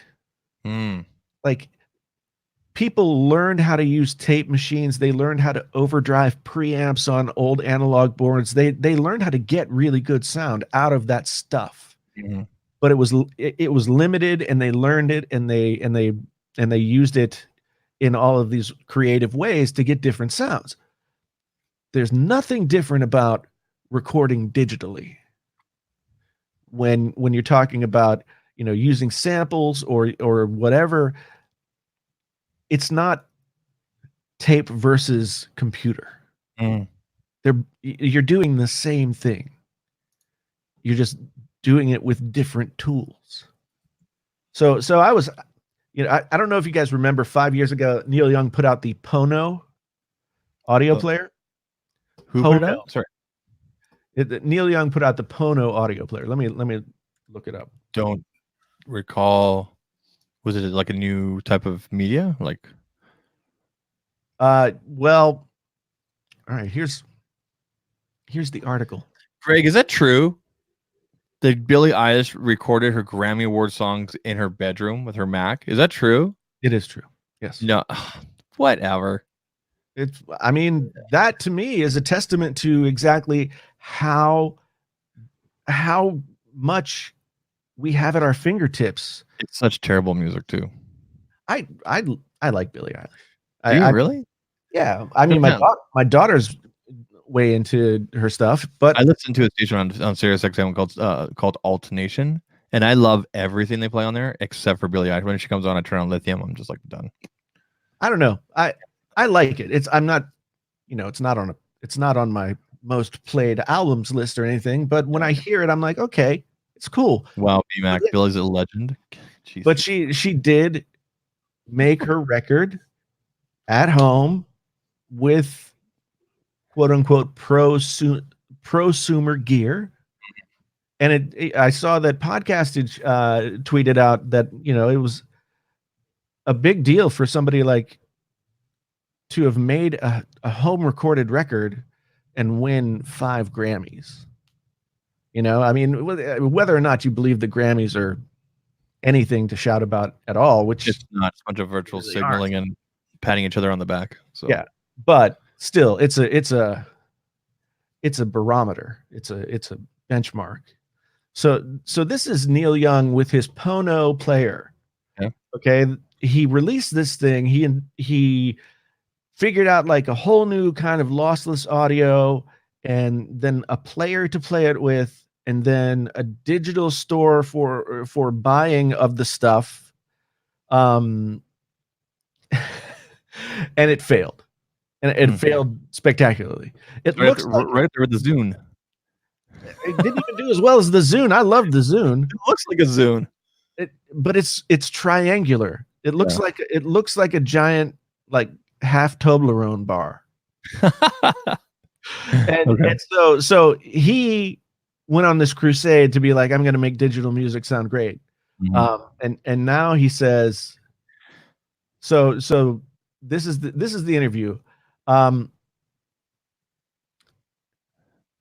There's so many artists write their songs on tour in a hotel room on a MacBook. They're not starting with a big analog studio. They're not starting with tape. They're starting digitally. Does that carry through? Is it even worth talking about the output format when it's teenagers in bedrooms writing hits now? What's the problem with teenagers in bedrooms writing hits? Well, they're starting on a MacBook, recording straight to MP3, which is not true. This is one place where Neil Young does not understand what the fuck he's talking about. Oh, hold on. There. Thank you. What the little, fuck? A little late with that one. Anyway, Yes, science. you can output your recording in MP3 format. Mm-hmm. However, everybody records lossless digital audio when they're recording in their bedroom. And then, like, if you want people to be able to listen to your thing, if you want to get it up on Spotify, if you whatever, then you have to produce an MP3 for that purpose. Yeah. But like, so Bandcamp is a place where a lot of indie bands go. They put their stuff up for sale. You can download, you can buy physical records there, everything else. Bandcamp requires that you upload lossless audio. Yeah, they require FLAC. In fact, when I bought a couple of pieces of music last week from an artist, that's the one that I got the copy claim with. Right. I had the option of downloading FLAC, MP3 320, 128, 192, and there was a couple other types of formats on there. Yeah, and so you can get, like you said, MP3 quality, you can get lossless quality, you can get whatever you want from Bandcamp. Not every like medium offers you that. Mm-hmm. But it's a piece of crap. Are you kidding? That's Fisher Price quality. That's like Captain Kangaroo, your new engineer, a MacBook Pro. What are you talking about? You can't get anything out of that thing. Is he trying to play it? Like, apparently you can get 4 Grammys out of his shit. The hell are you talking about? Yeah, it's the only way you can get it out is if you put it in. I mean, it's clear that Neil Young doesn't understand No. the science or the the technology behind it. It's just, I think he's just an aging dinosaur who just want to be accepting. Do you know what I mean?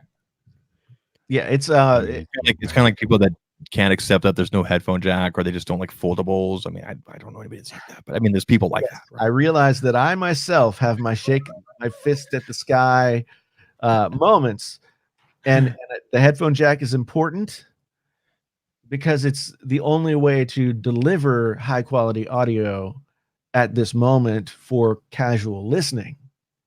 However, Mhm. when it comes to recording music on the computer, Mhm. like there's no problem.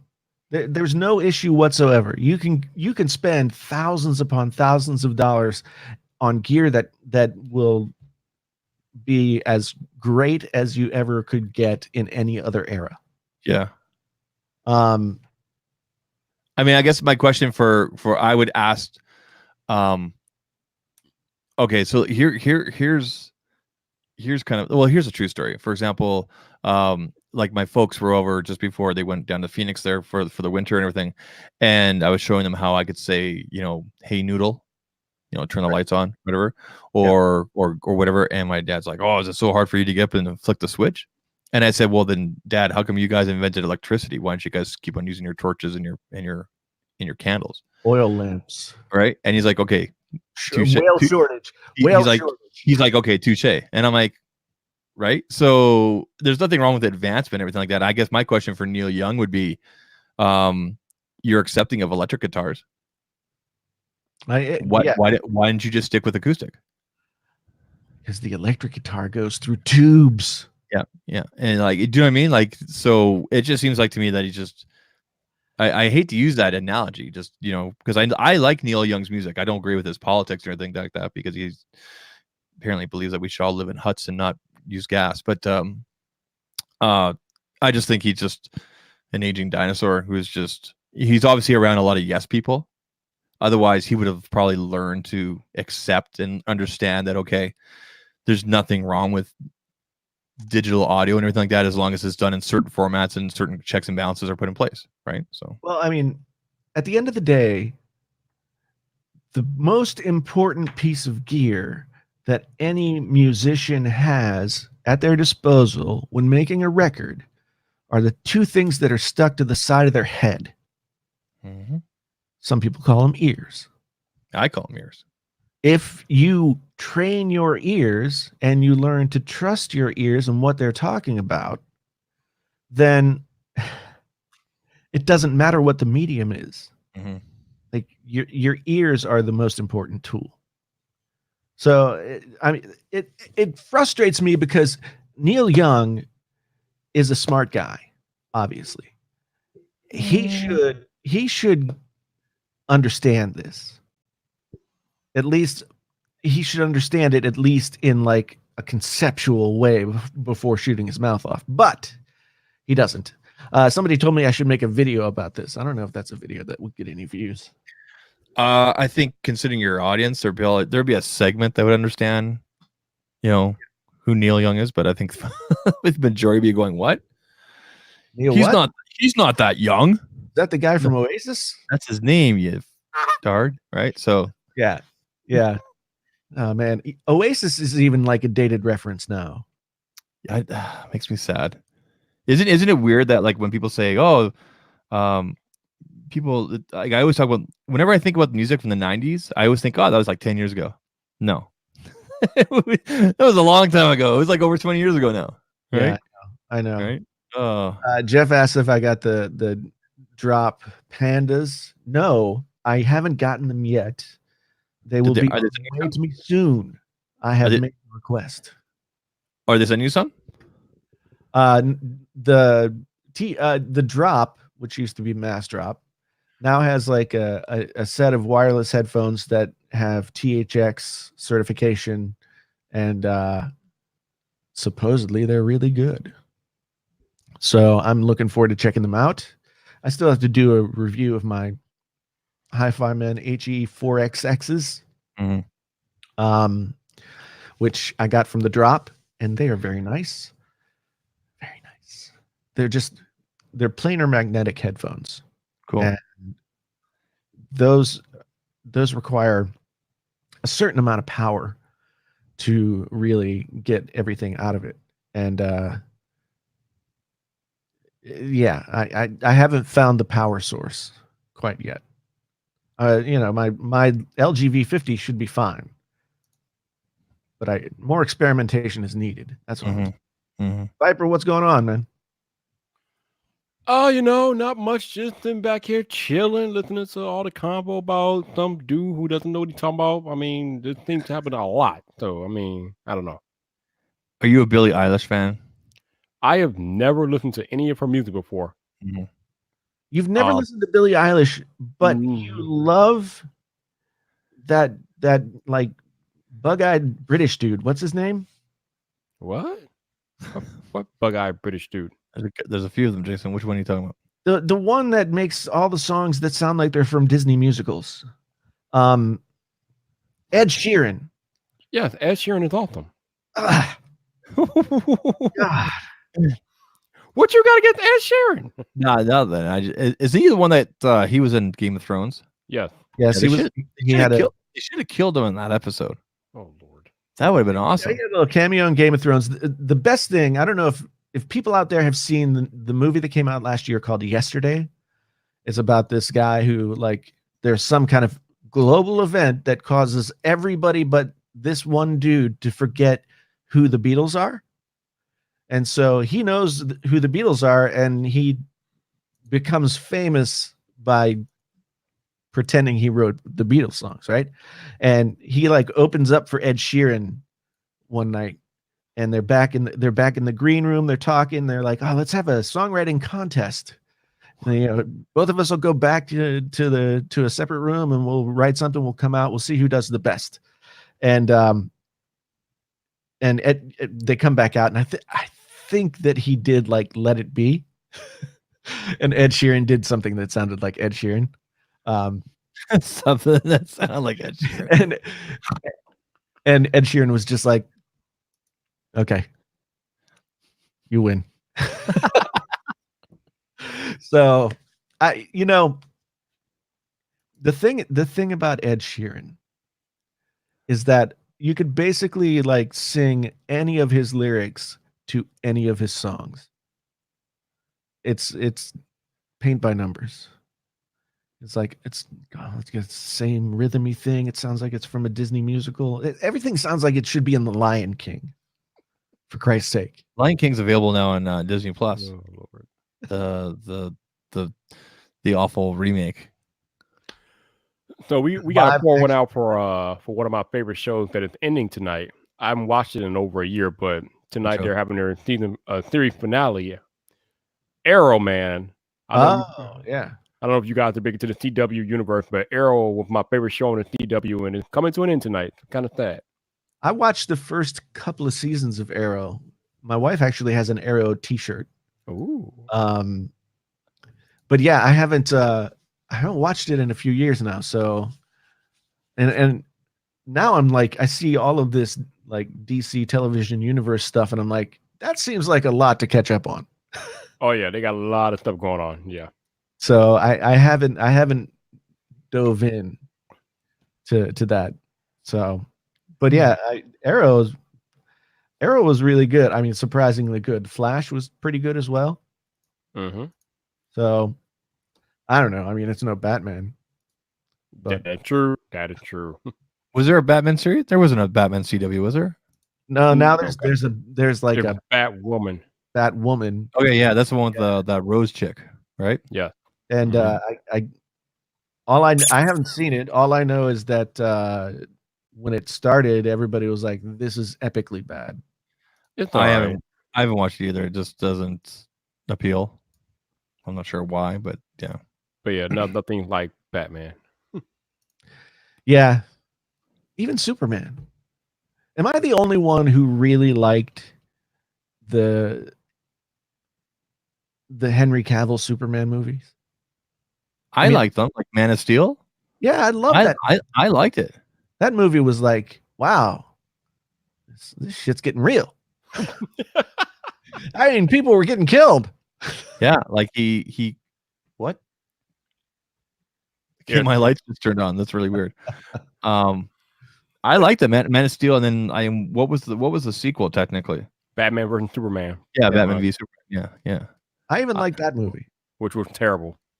I don't know. I mean, it was uneven. It had problems. Jesse Eisenberg being chief among them. Like if you were to say, think of the worst way that you could possibly play Lex Luthor as a character, and then describe that to me, I would only have to show somebody Jesse Eisenberg and his freaking like candies and his like anxiety twitches. Ugh, hate it. But Yeah, I never really bought into him being Lex Luthor either. I mean, I was not even in the store. did you see the end of the? I think there was a post scene in there with Deathstroke or one of those guys with the mask and everything. Yeah, was that a tie into Suicide Squad? I can't remember. I think they were supposed to tie him into his own thing. Yeah, And yeah. Suicide Squad was a bad. It never happened. All right. Okay, cool. That still works. Now. Jason, are you? Massive Samsung leak. I just got this notification. Oh boy. Next foldable phone revealed. Oh, it's what we already looked at. Yeah. Hey, Jason, are you familiar with the Twitch streamer Sweet Anita? Yes, I am. You are. I am. She's got Tourette's, or Yes. she's got a good act going. I don't think that's an act, man. That is not an act. I don't think. I mean, she's just. I've just watched her on YouTube. Like I haven't watched her streams on Twitch. I've just watched like 10-minute collection videos of her on YouTube. If you guys want to see like somebody who, it's really unbelievable. Like I do believe that she really has Tourette's and this stuff is real, but what she ticks on and the words that she ticks on and the kinds of things that she says, it's like internet gold, man. Yeah. she yeah it's interesting. It's crazy. Yeah. Did Review Tech USA do a thing on her? Because I think I know he interviewed her. Oh, okay. So yeah, I've been watching more of his stuff lately. He's Richard the man. He's been doing some cool stuff. I like his new setup and everything. He's doing like a whole kind of podcast live setup, kind of like a Joe Rogan type setup thing, right? Yeah. Did you guys? Are you guys fans of? Serenity track. Hold on. Go ahead. He's gonna listen to Billie Eilish, Crosby, Stills, Nash and Young as he drives his Prius back to his hut. Yay! It should be an electric vehicle, though. Are you guys familiar with Boogie 2988? Oh man, yep. Yeah. I don't know if it's an act now or if this is for real. Like, I've always been a fan of Boogie, like when he does like his video game reviews and movie reviews and things like that. And then I mean, I found him the same way a few years back, the way a lot of people did, which is through his Francis sketches, you know, that character, you know, smashes a keyboard and playing Warcraft in the bedroom and whatever. And then, you know, Mountain Dew rants and all kinds of stuff. Exactly. And, you know, and over the last few years here, he went and did the gastric bypass and lost a bunch of weight. Actually, at one point last year, I'd weighed more than Boogie 2988. That was actually a big wake up for me as well, along with everything. But anyway, so that and then of course he had his teeth completely replaced this year. He looks really good. Like he looks really good. He got tooth implants. Yeah. So I guess there's these threads or whatever on Reddit or wherever. By the way, Reddit is such an armpit unless you just stick to like what you want to stick to, which thank God with the app you can just stick to what you want to stick to. And if you're one of those armpit people from Reddit, you're a terrible person. But anyway, I guess there's like threads and everything like that, like dedicated to like uncovering everything about him and this and that. And the problem is that he keeps on giving these people the attention. Yeah. And so I don't really pay attention to sub numbers on anybody anymore. But I guess his channel's been in free fall for a while and everything like that. But here he goes. I guess it was I think it was late last week. He released another video where he was talking about how, you know, his friend at the FBI told him to set people up and everything. And now, of course, it's, you know, he's basically throwing gas on the flames. right? Yeah. And I'm just like, it really sucks because the guy's so good at what he does when he focuses on what made him really good, and now he's forever in this spiraling crap heap of really listening to every single corner of the internet.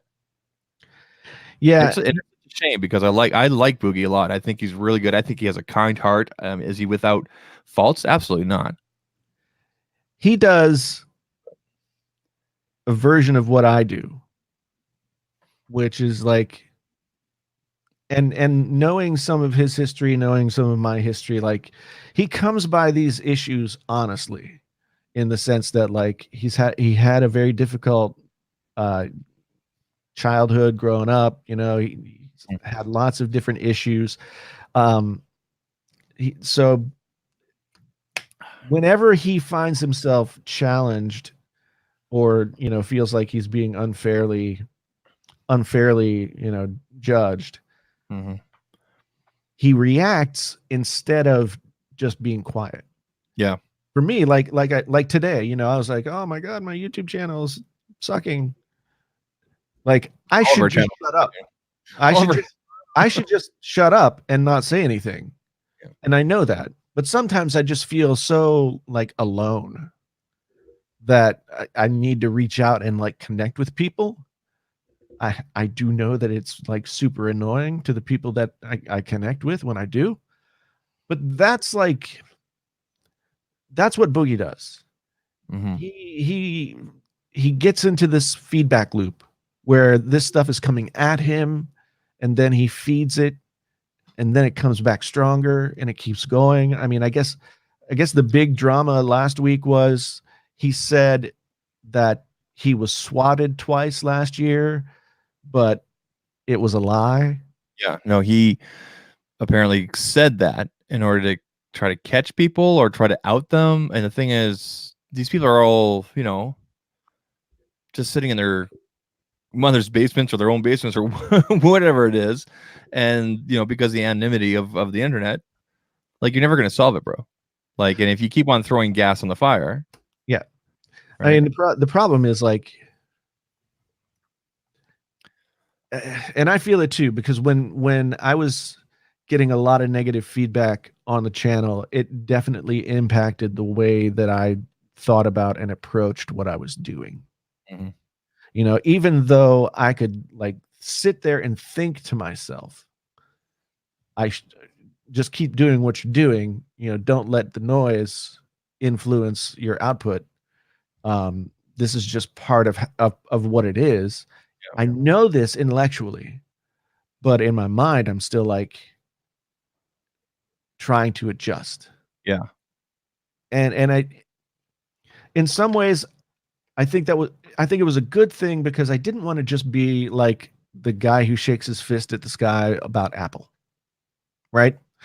I didn't want to be just that guy. I was getting to be known as just that guy. So I made the videos that I thought I needed to make. But in the process, like, somebody responded to my tweet earlier today, and like he was just like, I still like you as a person. I like your style. I stopped watching your channel because you went back and forth on stuff too much. And I saw that tweet. Yeah, and my point was like, okay, so I go back and forth on stuff, but here's what I was trying to do with that back and forth. Like, I changed my mind about certain things, and so I made the mistake of like saying that I changed my mind, and then like, yeah, I just wanted to be honest in like what my thought process was as I went through and lived with the tech that I talk about on my channel. But a lot of people didn't take that as nuance. They sort of saw it on its just like on a straight black and white, like this guy doesn't know what's wrong with this guy. Yeah, it's one of the, I don't want to say problems. It's just one of the things with the tech community. Unfortunately, it seems like you have to have a hard stance like you have to love Apple and you can't like Android. And I mean, I think in terms of that argument, things have relaxed a little bit more. I always thought that a lot of your arguments were valid, but of course I see it from the creator standpoint, but I can understand the confusion, right? And then of course, like you said, you lash out or you put something on Twitter, right? So we kind of see that happening with Boogie right now. And every time something like this happens, he does a video of this and that or whatever, and he's like, I'm gonna take a break this, and then he and then he doesn't. Yeah. I'm legitimately like worried like that's gonna get to him and something like I don't want anything to happen, right? But I'm worried that it might go that direction. He's a guy who has, self-destructive tendencies that manifested themselves in certain ways. And just because you get your teeth replaced and you get gastric bypass surgery, it doesn't fix your head. It doesn't fix your past. Yep. So he's still got the same problems that are always going to come up. He's also very different on his streams, like on Twitch, for example, as compared to like his published times. And I've told them that, hey, if you ever need to bounce things off another fat guy, look me up, right? Well, the thing is too, like, I mean, yeah, his numbers are down on YouTube, but he still has 4.4 million subscribers. So what was he at like at one point? I think he was at like 6, wasn't he? I don't know, but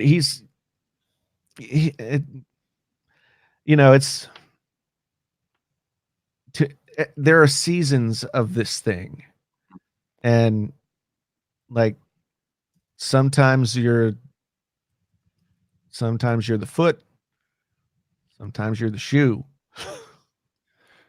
or whatever. I can never remember the name of the thing, but like I'm gonna track Boogie 2988. I'm just looking at Social Blade here, which I know is probably one of the worst places you can go for your mental health. But I mean, if it has become so irrelevant now, like I never go there anymore. Well, they can only gain information when the API will allow it, right? Yeah. Well, I mean, when you could go to Social Blade and see like how many subs you got in that particular day, it's like, yeah, okay, that's good information to have. Like if I look at like for example, he lost 10,000 subscribers. Like, okay, of course it can't show daily anymore, but it shows minus 10K on January 17th. Yeah. That's crazy.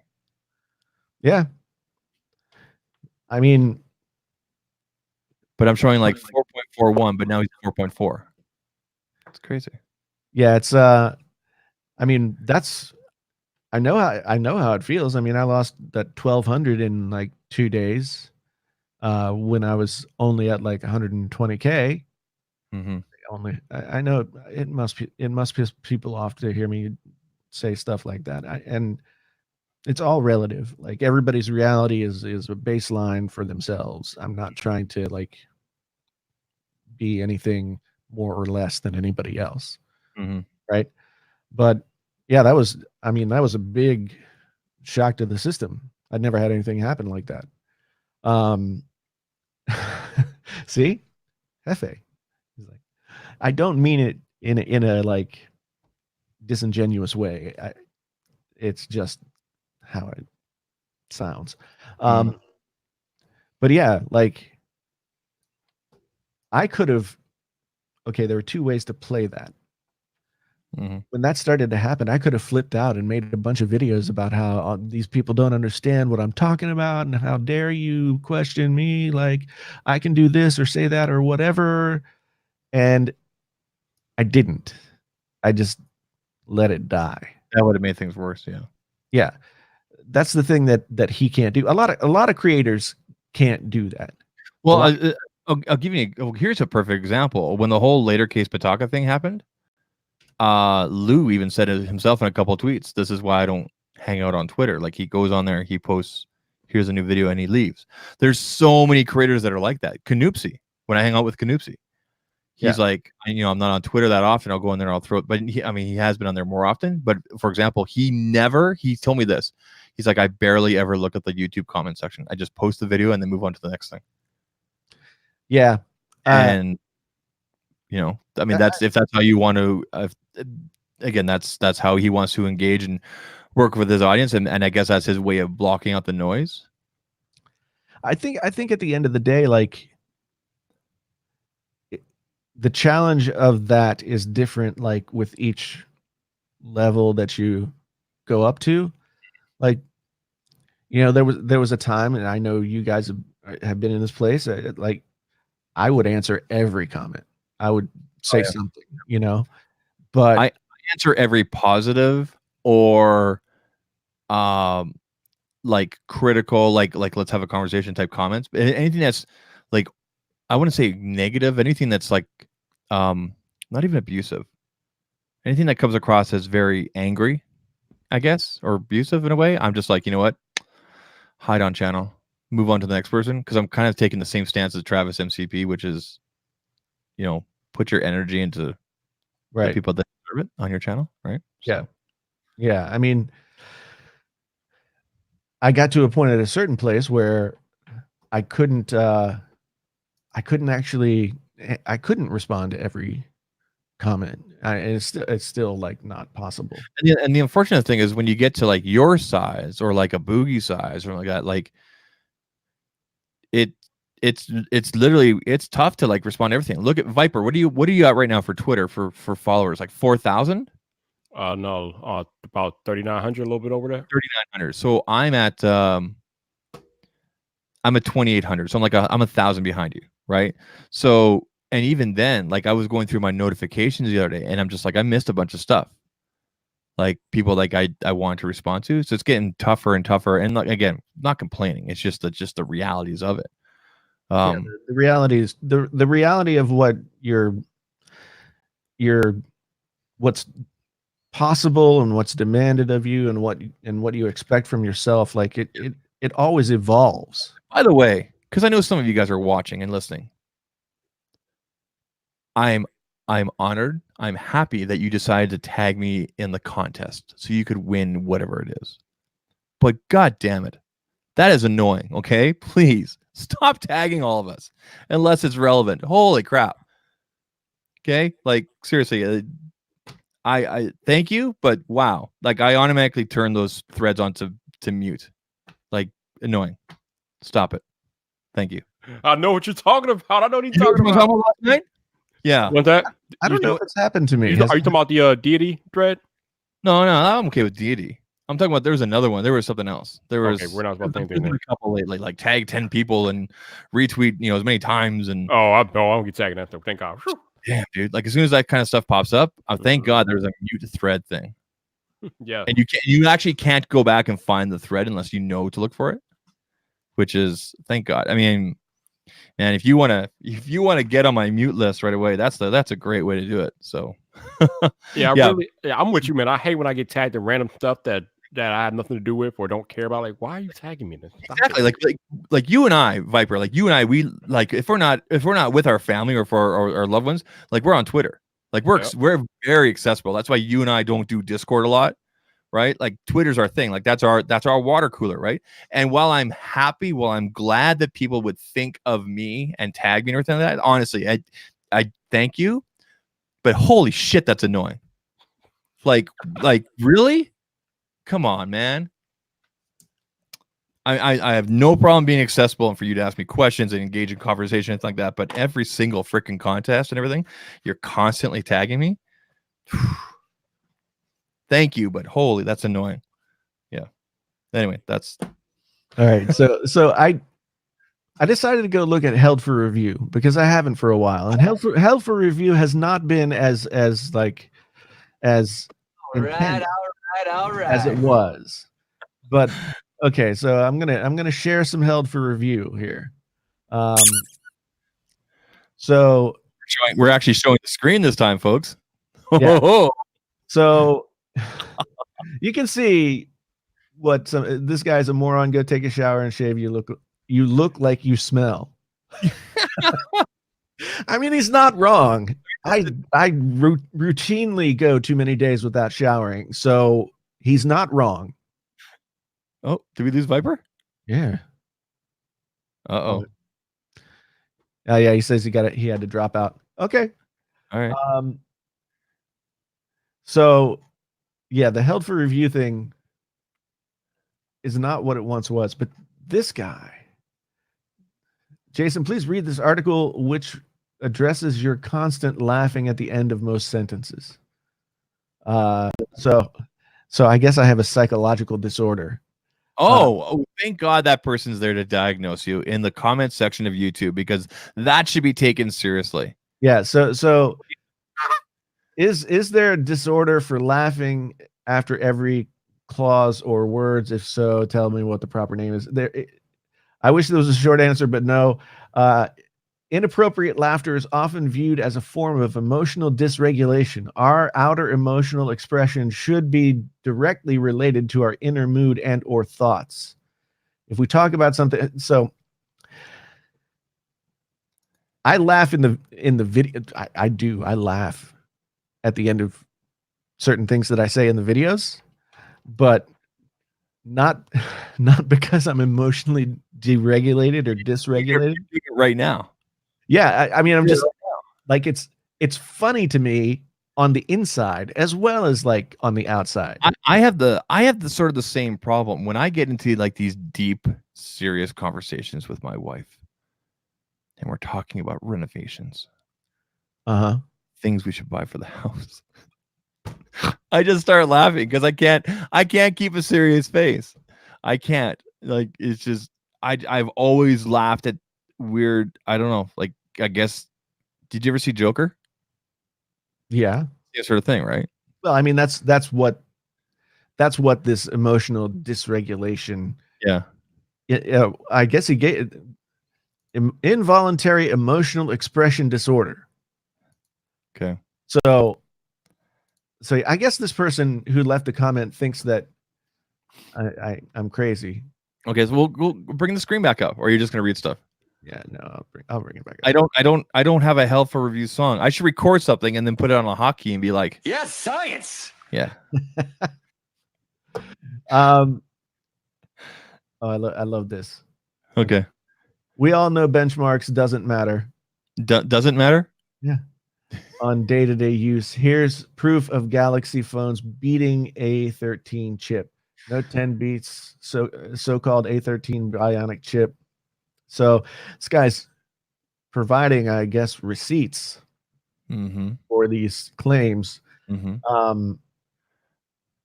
I knew it was going to be one of these people. I knew it was. Yeah. Because that's what happens is people watch these dudes who like they do speed tests where they like poke the phone and try and see which one is faster. Like, this is not science. Yeah. No, this is not in any way. Yes, This is not in any way a test that should be recognized for anything. I think Staff used to do that when he's put phones side by side and like touch and like. Well, yeah, he's linked in this right here, right? Okay. So I think Saf used to. I don't think Saf does that anymore. No, he doesn't have to. He gets the phones and he can do real stuff. Yeah. He gets invited to all the events. But here's the thing. Two things are in play here. Okay. Two different operating systems, Yeah. which have two different speeds of animation. Yep. Right? Like, you could turn off the animations on the Note and it would look so much faster. Yeah. In fact, that's one of the hacks to make it look faster. The reason the animations are there is to make it a pleasing experience for the Yeah. But what people don't understand is like, this is not. I mean, there's nothing here that says. I mean, they're like, oh, the iPhone doesn't keep as many apps in RAM. I'm like, are you freaking kidding me? Like, after a month, I go back through like everything that I've got open on my iPhone, and it's a lot. I mean, I have a bad habit of going. I don't know if it's a bad habit or a good habit, but I constantly go through and I close off, like I swipe away the windows, things that are in the background. I don't. It I- used to make a difference. It doesn't make a difference anymore. No, it doesn't. I mean, but I just do it out of habit because I actually kind of like that, like just that swipe away feeling. I don't know Yeah. if you want to call I get it. it. I had somebody the other day. It was in my Pataka versus later case video, my in-depth thing. Or no, it was the follow-up video that I did where I interviewed the people. I should actually, you know what? Go through yours. I'll find the comment that I'm talking about here. Okay. I found another good one. Okay, go ahead. What an Apple dick rider. He really wants that Apple sponsors. Hey, Apple, anal this guy ASAP already. There's no such thing as an Apple sponsor. I know. Apple doesn't like they literally just give you an invite to things. That's it. Yeah. I mean, That's it. is it wrong of me to want to just like correct all the punctuation? Oh, Because that's all I ever want to do. I love. Thank you for watching me sucking Apple's dick.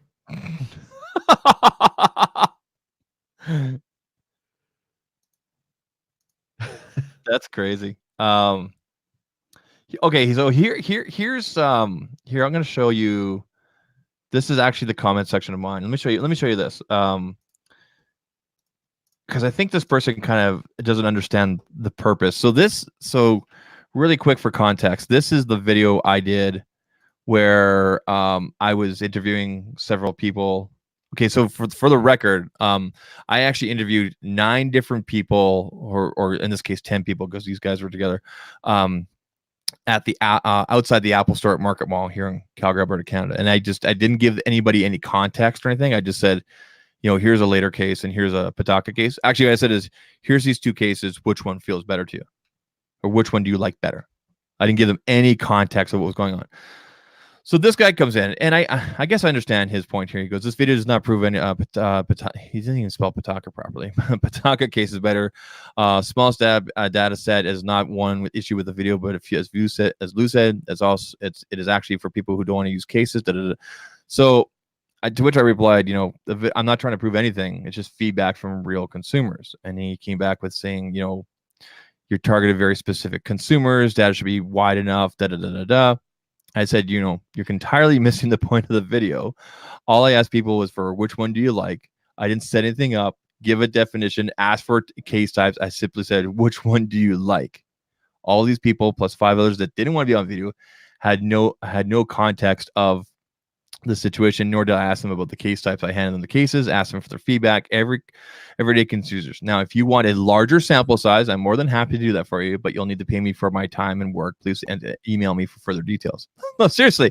And I'm dead serious about that. If you want me to go around and ask hundreds of thousands of more people, I'll gladly go do that. Right. Right. And all I'll do is hand them the cases and say, which one do you like? Right. Anyway, the point is that, like, I understand where Lou was coming from with his and everything like that. And actually, I'm glad that Lou is actually supporting devices outside of what Pataka does. But there's a whole ecosystem there with Pataka and their whole mag system and everything like that. But I mean, similar to your comments section, it's just like, did you not watch the video? Like, do you not understand the point of the video? Like, these aren't you and I. These are just like the girl the one girl at the end there. I think her name was Kendra. Like, she was using an iPhone. I think she was using an iPhone 7. And she had some sparkly case on and everything like that, and everything like that. And all she knew, I could see her screen. She literally just had like email, Snapchat, and like TikTok on there or something like that. Right. Right. So like, these are not the people that are, that are watching our videos typically, right? Yeah. No, absolutely. I mean, they're not the tech heads. I mean, there are some people who just get like a way too scroll back up there. It says why wow. Okay, so who the F would recommend an Apple HomePod? I'm surprised Apple hasn't ditched this loser. Doesn't Apple have the A4 I can't read the rest. Doesn't Apple have like a 4% smart speaker market share? Also, you don't even include Bose, good, bad, or indifferent. You know what Bose stands for? buy other sound equipment. I've never heard that. Yeah. I've heard no highs, no lows must be bows. I've heard that. Well, there's that. Yeah. Yeah. But there are several different ones, but yeah, buy other sound equipment is what Bose stands for. Buy other sound equipment. I've never heard that till now. Yeah. That's brilliant. So Genosis in here. Uh-oh. I know. Look at Genosis. He's like mini LED. Oh, that was your CES vlog. Yeah, I made a mistake. Well, even the friggin' TCL people were like, "Oh, you said micro. Could you like correct it in your comments?" And our contact at TCL told me that's the only time they will ever jump in on videos is if there needs to be a correction of something said or not said. Yeah. And I thought that was kind of cool. Gladly did. It's a mistake. I said micro. I meant mini. It's a mistake. But did you see your section of my CES coverage? I haven't had a chance to watch the video yet. No? Okay. Here, let's actually, and this will be a good demonstration of this. So now if I go back to Reloop, or sorry, Reloop, Loopback, what I can do is I can add in Google Chrome as an output. And there we go. Google Chrome is now an output. So now if I go to here, let me share my screen here. I just want to say I love it when I get comments like this. Like what? You talk too damn much, man. Fucking A. The most frustrating video I've seen in a while. So what is he supposed to do? Sign language the whole thing? I guess I'm only supposed to say very basic things. Just keep it simple for the simple-minded people. Yeah. All right. So one of the comments I had on this video here. So let me here. So let me just get okay, yeah. Here, I'll turn this up here. Just watch the first 13 seconds of this, okay? Sponsored by Pataka. Okay, so what are your top 2 things that you've seen at CES that have really been like, whoa? I'm going to ask you to do that again. Okay. I need to actually decide. Oh, you need to decide? Yeah, okay, no problem. So that actually happened. I said, what are your top 2 things? And you couldn't decide. So somebody put in the comment section, isn't it a little unnerving to you guys that one of the biggest tech YouTubers couldn't decide on which phone he liked? Yeah. And replied back with, I didn't ask him what phone. I asked him what 2 things. Right. And then later on the video, he's talking about he talked about well, here actually I'll go to that section here. Here's when you and I, we're top of the palms there. Remember that, right? Yeah, I remember. And LFA reviews, making the drive-by. So I'm here with Mr. Who's the Boss, Aaron. It's great to meet you, man. Great to meet you too. What has been your one thing you're just like, whoa? What's the one thing here this year? It's probably the day I got here, the OnePlus Concept One. I don't think it is the future of smartphone design. Hopefully you've seen it if you're watching. I have seen it. You've seen it? I've seen it. Do you like it? I dig it, man. I dig it. That's one of those things. It's cool, and I think it's going to lead to something bigger. But right now, it's just for show. First of all, how is Aaron not like sweating buckets wearing that trench coat? Wearing that like. It was thick too, hey? Yeah. I mean, it's a full-on like winter jacket. I'm like, I never asked him, but I guess he was cold. But anyway, I was sweating. So he goes on to talk about how the idea of like a color changing glass and this and that and everything like that. And then okay, so this is really cool. So this is I'll show you here. This is my own footage from the One More booth. Remember when we had the meetup there? Yeah. Okay. And then GameSky's wife actually captured this. So like behind the scenes kind of thing. Yeah. And then I think you showed up just after this. And then there's your appearance right there. That was it. Nice. I'm just like, how can I make Jason look really weird? Ken Burns. Good work. Ken Burns. Yeah. So yeah. Yeah. I anyway, it's kind of funny. Like I said, literally the first 15 seconds of the video, what are the 2 things that you liked? And then someone comes swooping in going, isn't it weird that Suspect, that the biggest tech YouTuber, tech a reviewer, tech whatever you want to call it, in the UK can't decide which phone, but then he picks the OnePlus suspect. And to which I replied, I didn't ask him which phone. I asked him what I started out with, and I didn't put in there. I said, listen, I'm going to ask you what your top 2 things are that you've seen so far. And he goes, 2. Why not 3? And I'm like, because we don't do 3 here. We do 2. And then that's when it cuts to the thing right. We see that there, and he goes, I need to decide. So I figured it was kind of funny to open up with that, right? And then later on the video, he's like, he literally walked away for like 5 seconds. He's like, okay. He goes, well, okay. He goes to OnePlus. He goes, that actually has been the coolest thing I've seen. And then he went on and talked about how the glass changes and this and that, and you know, I used some of his footage and away we went. But it's very interesting how someone comes swooping in and trying to discredit. Like, that's not what I asked him to do. Like, it's literally the first 15 seconds of the video, and that you heard me say, which phone? Yeah. Like that. I said, which 2 things? I just I mean, that comment section is such a cesspool sometimes. it is. It is. Speaking of cesspool, You got another one? dude, you're honestly completely fucked up. You're nowhere near an honest opinion. I am not only an opinion. Which video is that for? Apple AirPods Pro versus Sony. Oh, jeez. Yeah. Yep. See, I've decided to take because like I'm diving into doing the whole True Wireless reviews thing, right? Right. I have my Edifier review coming out this week. I have to reshoot a couple things because my phone's been acting weird. Anyway, I've decided to take the stance with these is that I'm just gonna review everything kind of on its own and not do any verses kind of thing, this and that. Because everything is so close. Like, honestly, if you were to ask me right now between the Edifier, the TCLs, or the Hammerhead, the Razer, I would tell you any 3 of these would be good. Like, honestly, flip a 3-sided coin and, you know. Yeah. Galaxy Bud, don't buy them once you're getting them for free. Galaxy Buds are garbage. Worst video you've ever done by far, and you've had some real stinkers. So that's from 3 weeks ago, but okay, so that was a follow-up on the whole Pataka thing, right? Yeah.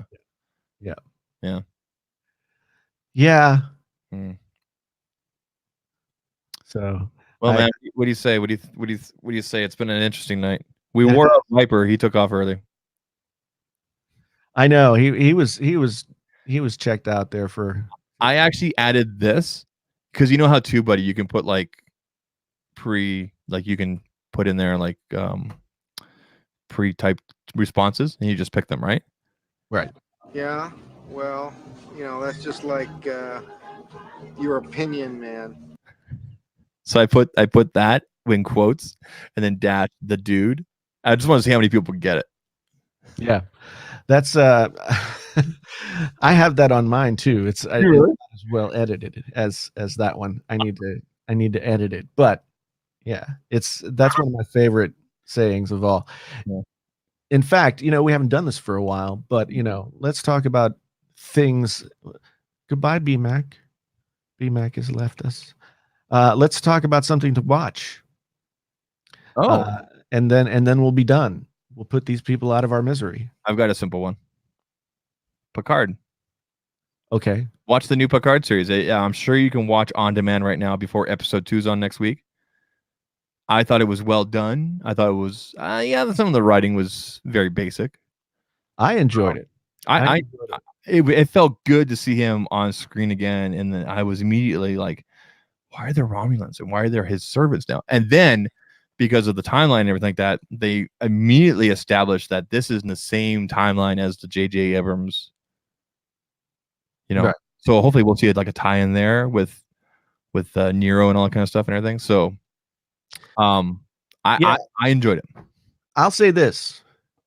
For a Star Trek TV show script, they got to the action relatively quickly. Yeah. Well, usually like in Next Generation, it would be like 30 minutes of them just like, being philosophical, and then something would blow up. But they took a page out of JJ's book. Yeah. And got in there. So I did like it though. I enjoyed it quite a bit. I thought what was I gonna say? I thought it was properly paced. I haven't kept up with like the leaks or anything like that, or like because I know that certain writers and this and that left and everything like that, and there's been all this controversy. I'll say this: I was more engaged in this than I was with Discovery, and I gave Discovery 2 full seasons. Like, no, I give them 1.5 seasons, and I'm just like, I'm done. Like, this is me. Yeah, I watched 3 or 4 episodes of Discovery, maybe 5. Yeah, I didn't dislike it. I felt it was very compelled to come confusing. back either. Yeah, see, I was confused, and I was just like, I don't care if I'd rather clip my toenails tonight than watch this. Not that it takes me an hour to clip toenails, but do you know what I mean? Right? We want to do a good job. Well, yeah, but yeah, I enjoyed Picard quite a. I mean, Genosis is right. There's always going to be like a certain amount of like fan service going on. Yeah. When you bring back a beloved character, and reintroduce them to not just the audience that once enjoyed that character, but to a new audience as well. Yeah.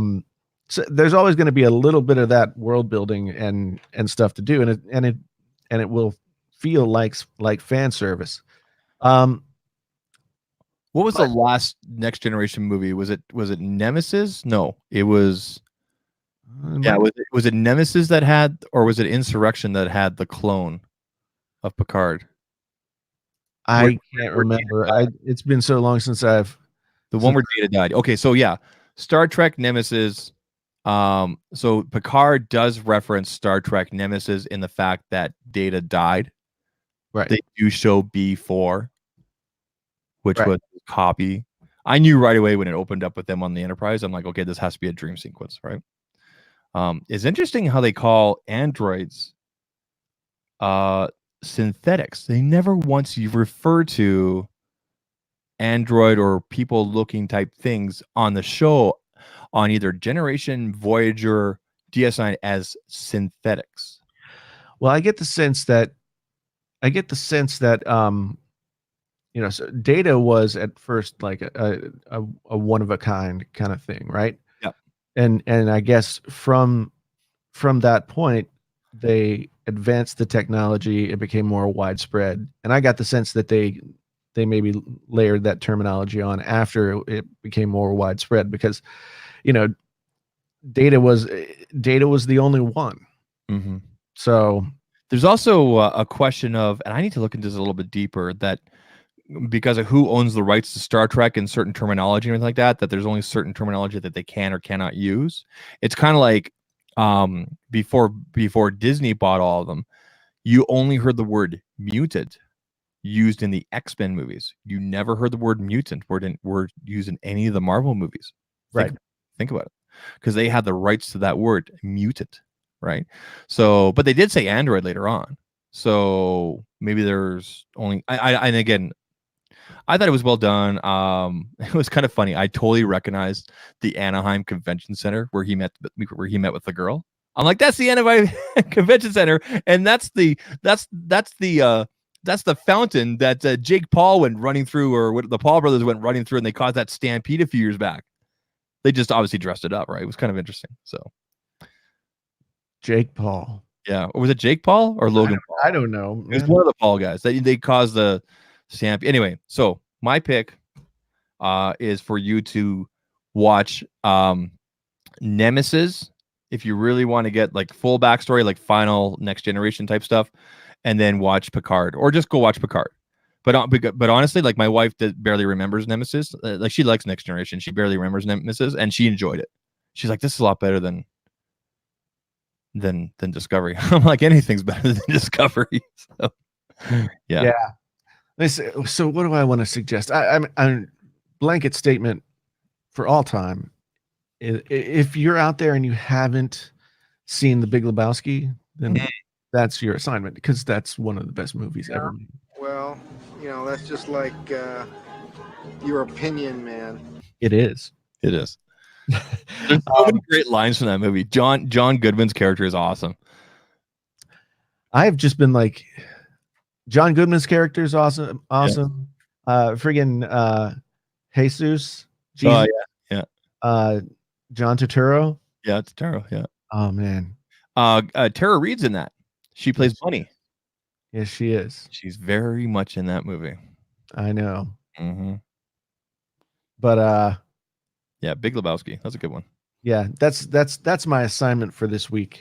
Who's For anybody who hasn't watched it? Who's the narrator? He talks about Ram.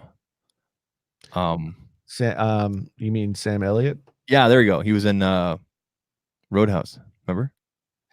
Sam Elliott's been in a lot of things. Yes. Sam Elliott's in a lot of things. Hey there, amigo.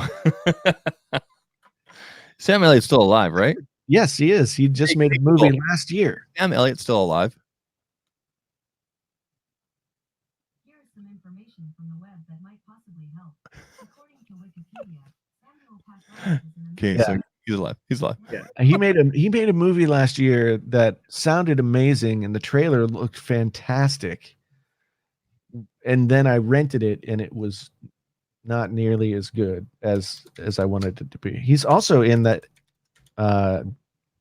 Netflix series with Ashton Kutcher, Netflix series. The Ranch, or Oh, The Ranch. Yeah, I never saw that. What's Scott talking about? Why do I have to use such foul language? Scott, what the are you talking about? so what was this movie called? Because it had a big long name, and I don't want to mess it up. What, the movie? Yeah, that I watched last year. That annoyed me. The Man Who Killed Hitler and Then Bigfoot. Is that the name of the movie? That's the name of the movie. Now that sounds like an amazing movie, right? Is it good? No, Oh, it wasn't. It was not good. It was not good. The Man Who Killed Hitler and Then Bigfoot. What? Oh, it's actually showed up here. Yeah. Wow. It's ranked 76% of Rotten Tomatoes. Well, that's got to be for the title alone. Look at the cover. I know it seemed like a really Wow, got the swastika there and everything. yeah. I was ready, man. I was like, And it wasn't good? no. Oh, that's too bad. No, it was like they had a good idea that they ultimately couldn't like pay off, you know. It just sort of like it was interesting, and then they just kind of lost the plot. Is it better than Sharknado? It's not a very hard Well, clear. you have to first define in what way Sharknado might actually be good. Because I think objectively Sharknado is awful. Objectively, you think? But subjectively, if you watch it with a certain tilt to your mind, I think if you turn your mind off, then it might be enjoyable. yeah. I mean, there's no definition for Sharknado. Anyway, yeah, Sharknado is just one of those things. It's like Snakes on a Plane, which actually wasn't a terrible movie. Snakes on a Plane was fun. Oh, I got to get that sound clip. But then it's swearing, right? So Yeah. I got to find something healthy. All right, so that's what we're going to leave you people. Thank you for sticking around. We're going to leave you people with that. With Yes, science. Exactly. The Room is the best B movie of all time. Wait a minute. The Room is really fun. It's messed up. It's like That's based on a true story too. The Room? Yeah. Well, Tommy Wiseau has never come out and said that it's based on him, but a lot of people. Oh no. I was thinking of the one with Captain Marvel girl. You're talking about Room. Yes, that's right. Not The Room. Room. Yeah. Yeah. Wait, the movie about The Room called The Disaster Artist with James Franco. Yeah. And his brother Dave Franco. Really good. I believe it. Like go watch. Okay, so 2 recommendations from Zach this week: Picard, and then go watch The Room. Oh, there's so many good sound clips from that. Oh, hey Mark, how's your sex life? Right, I gotta get those.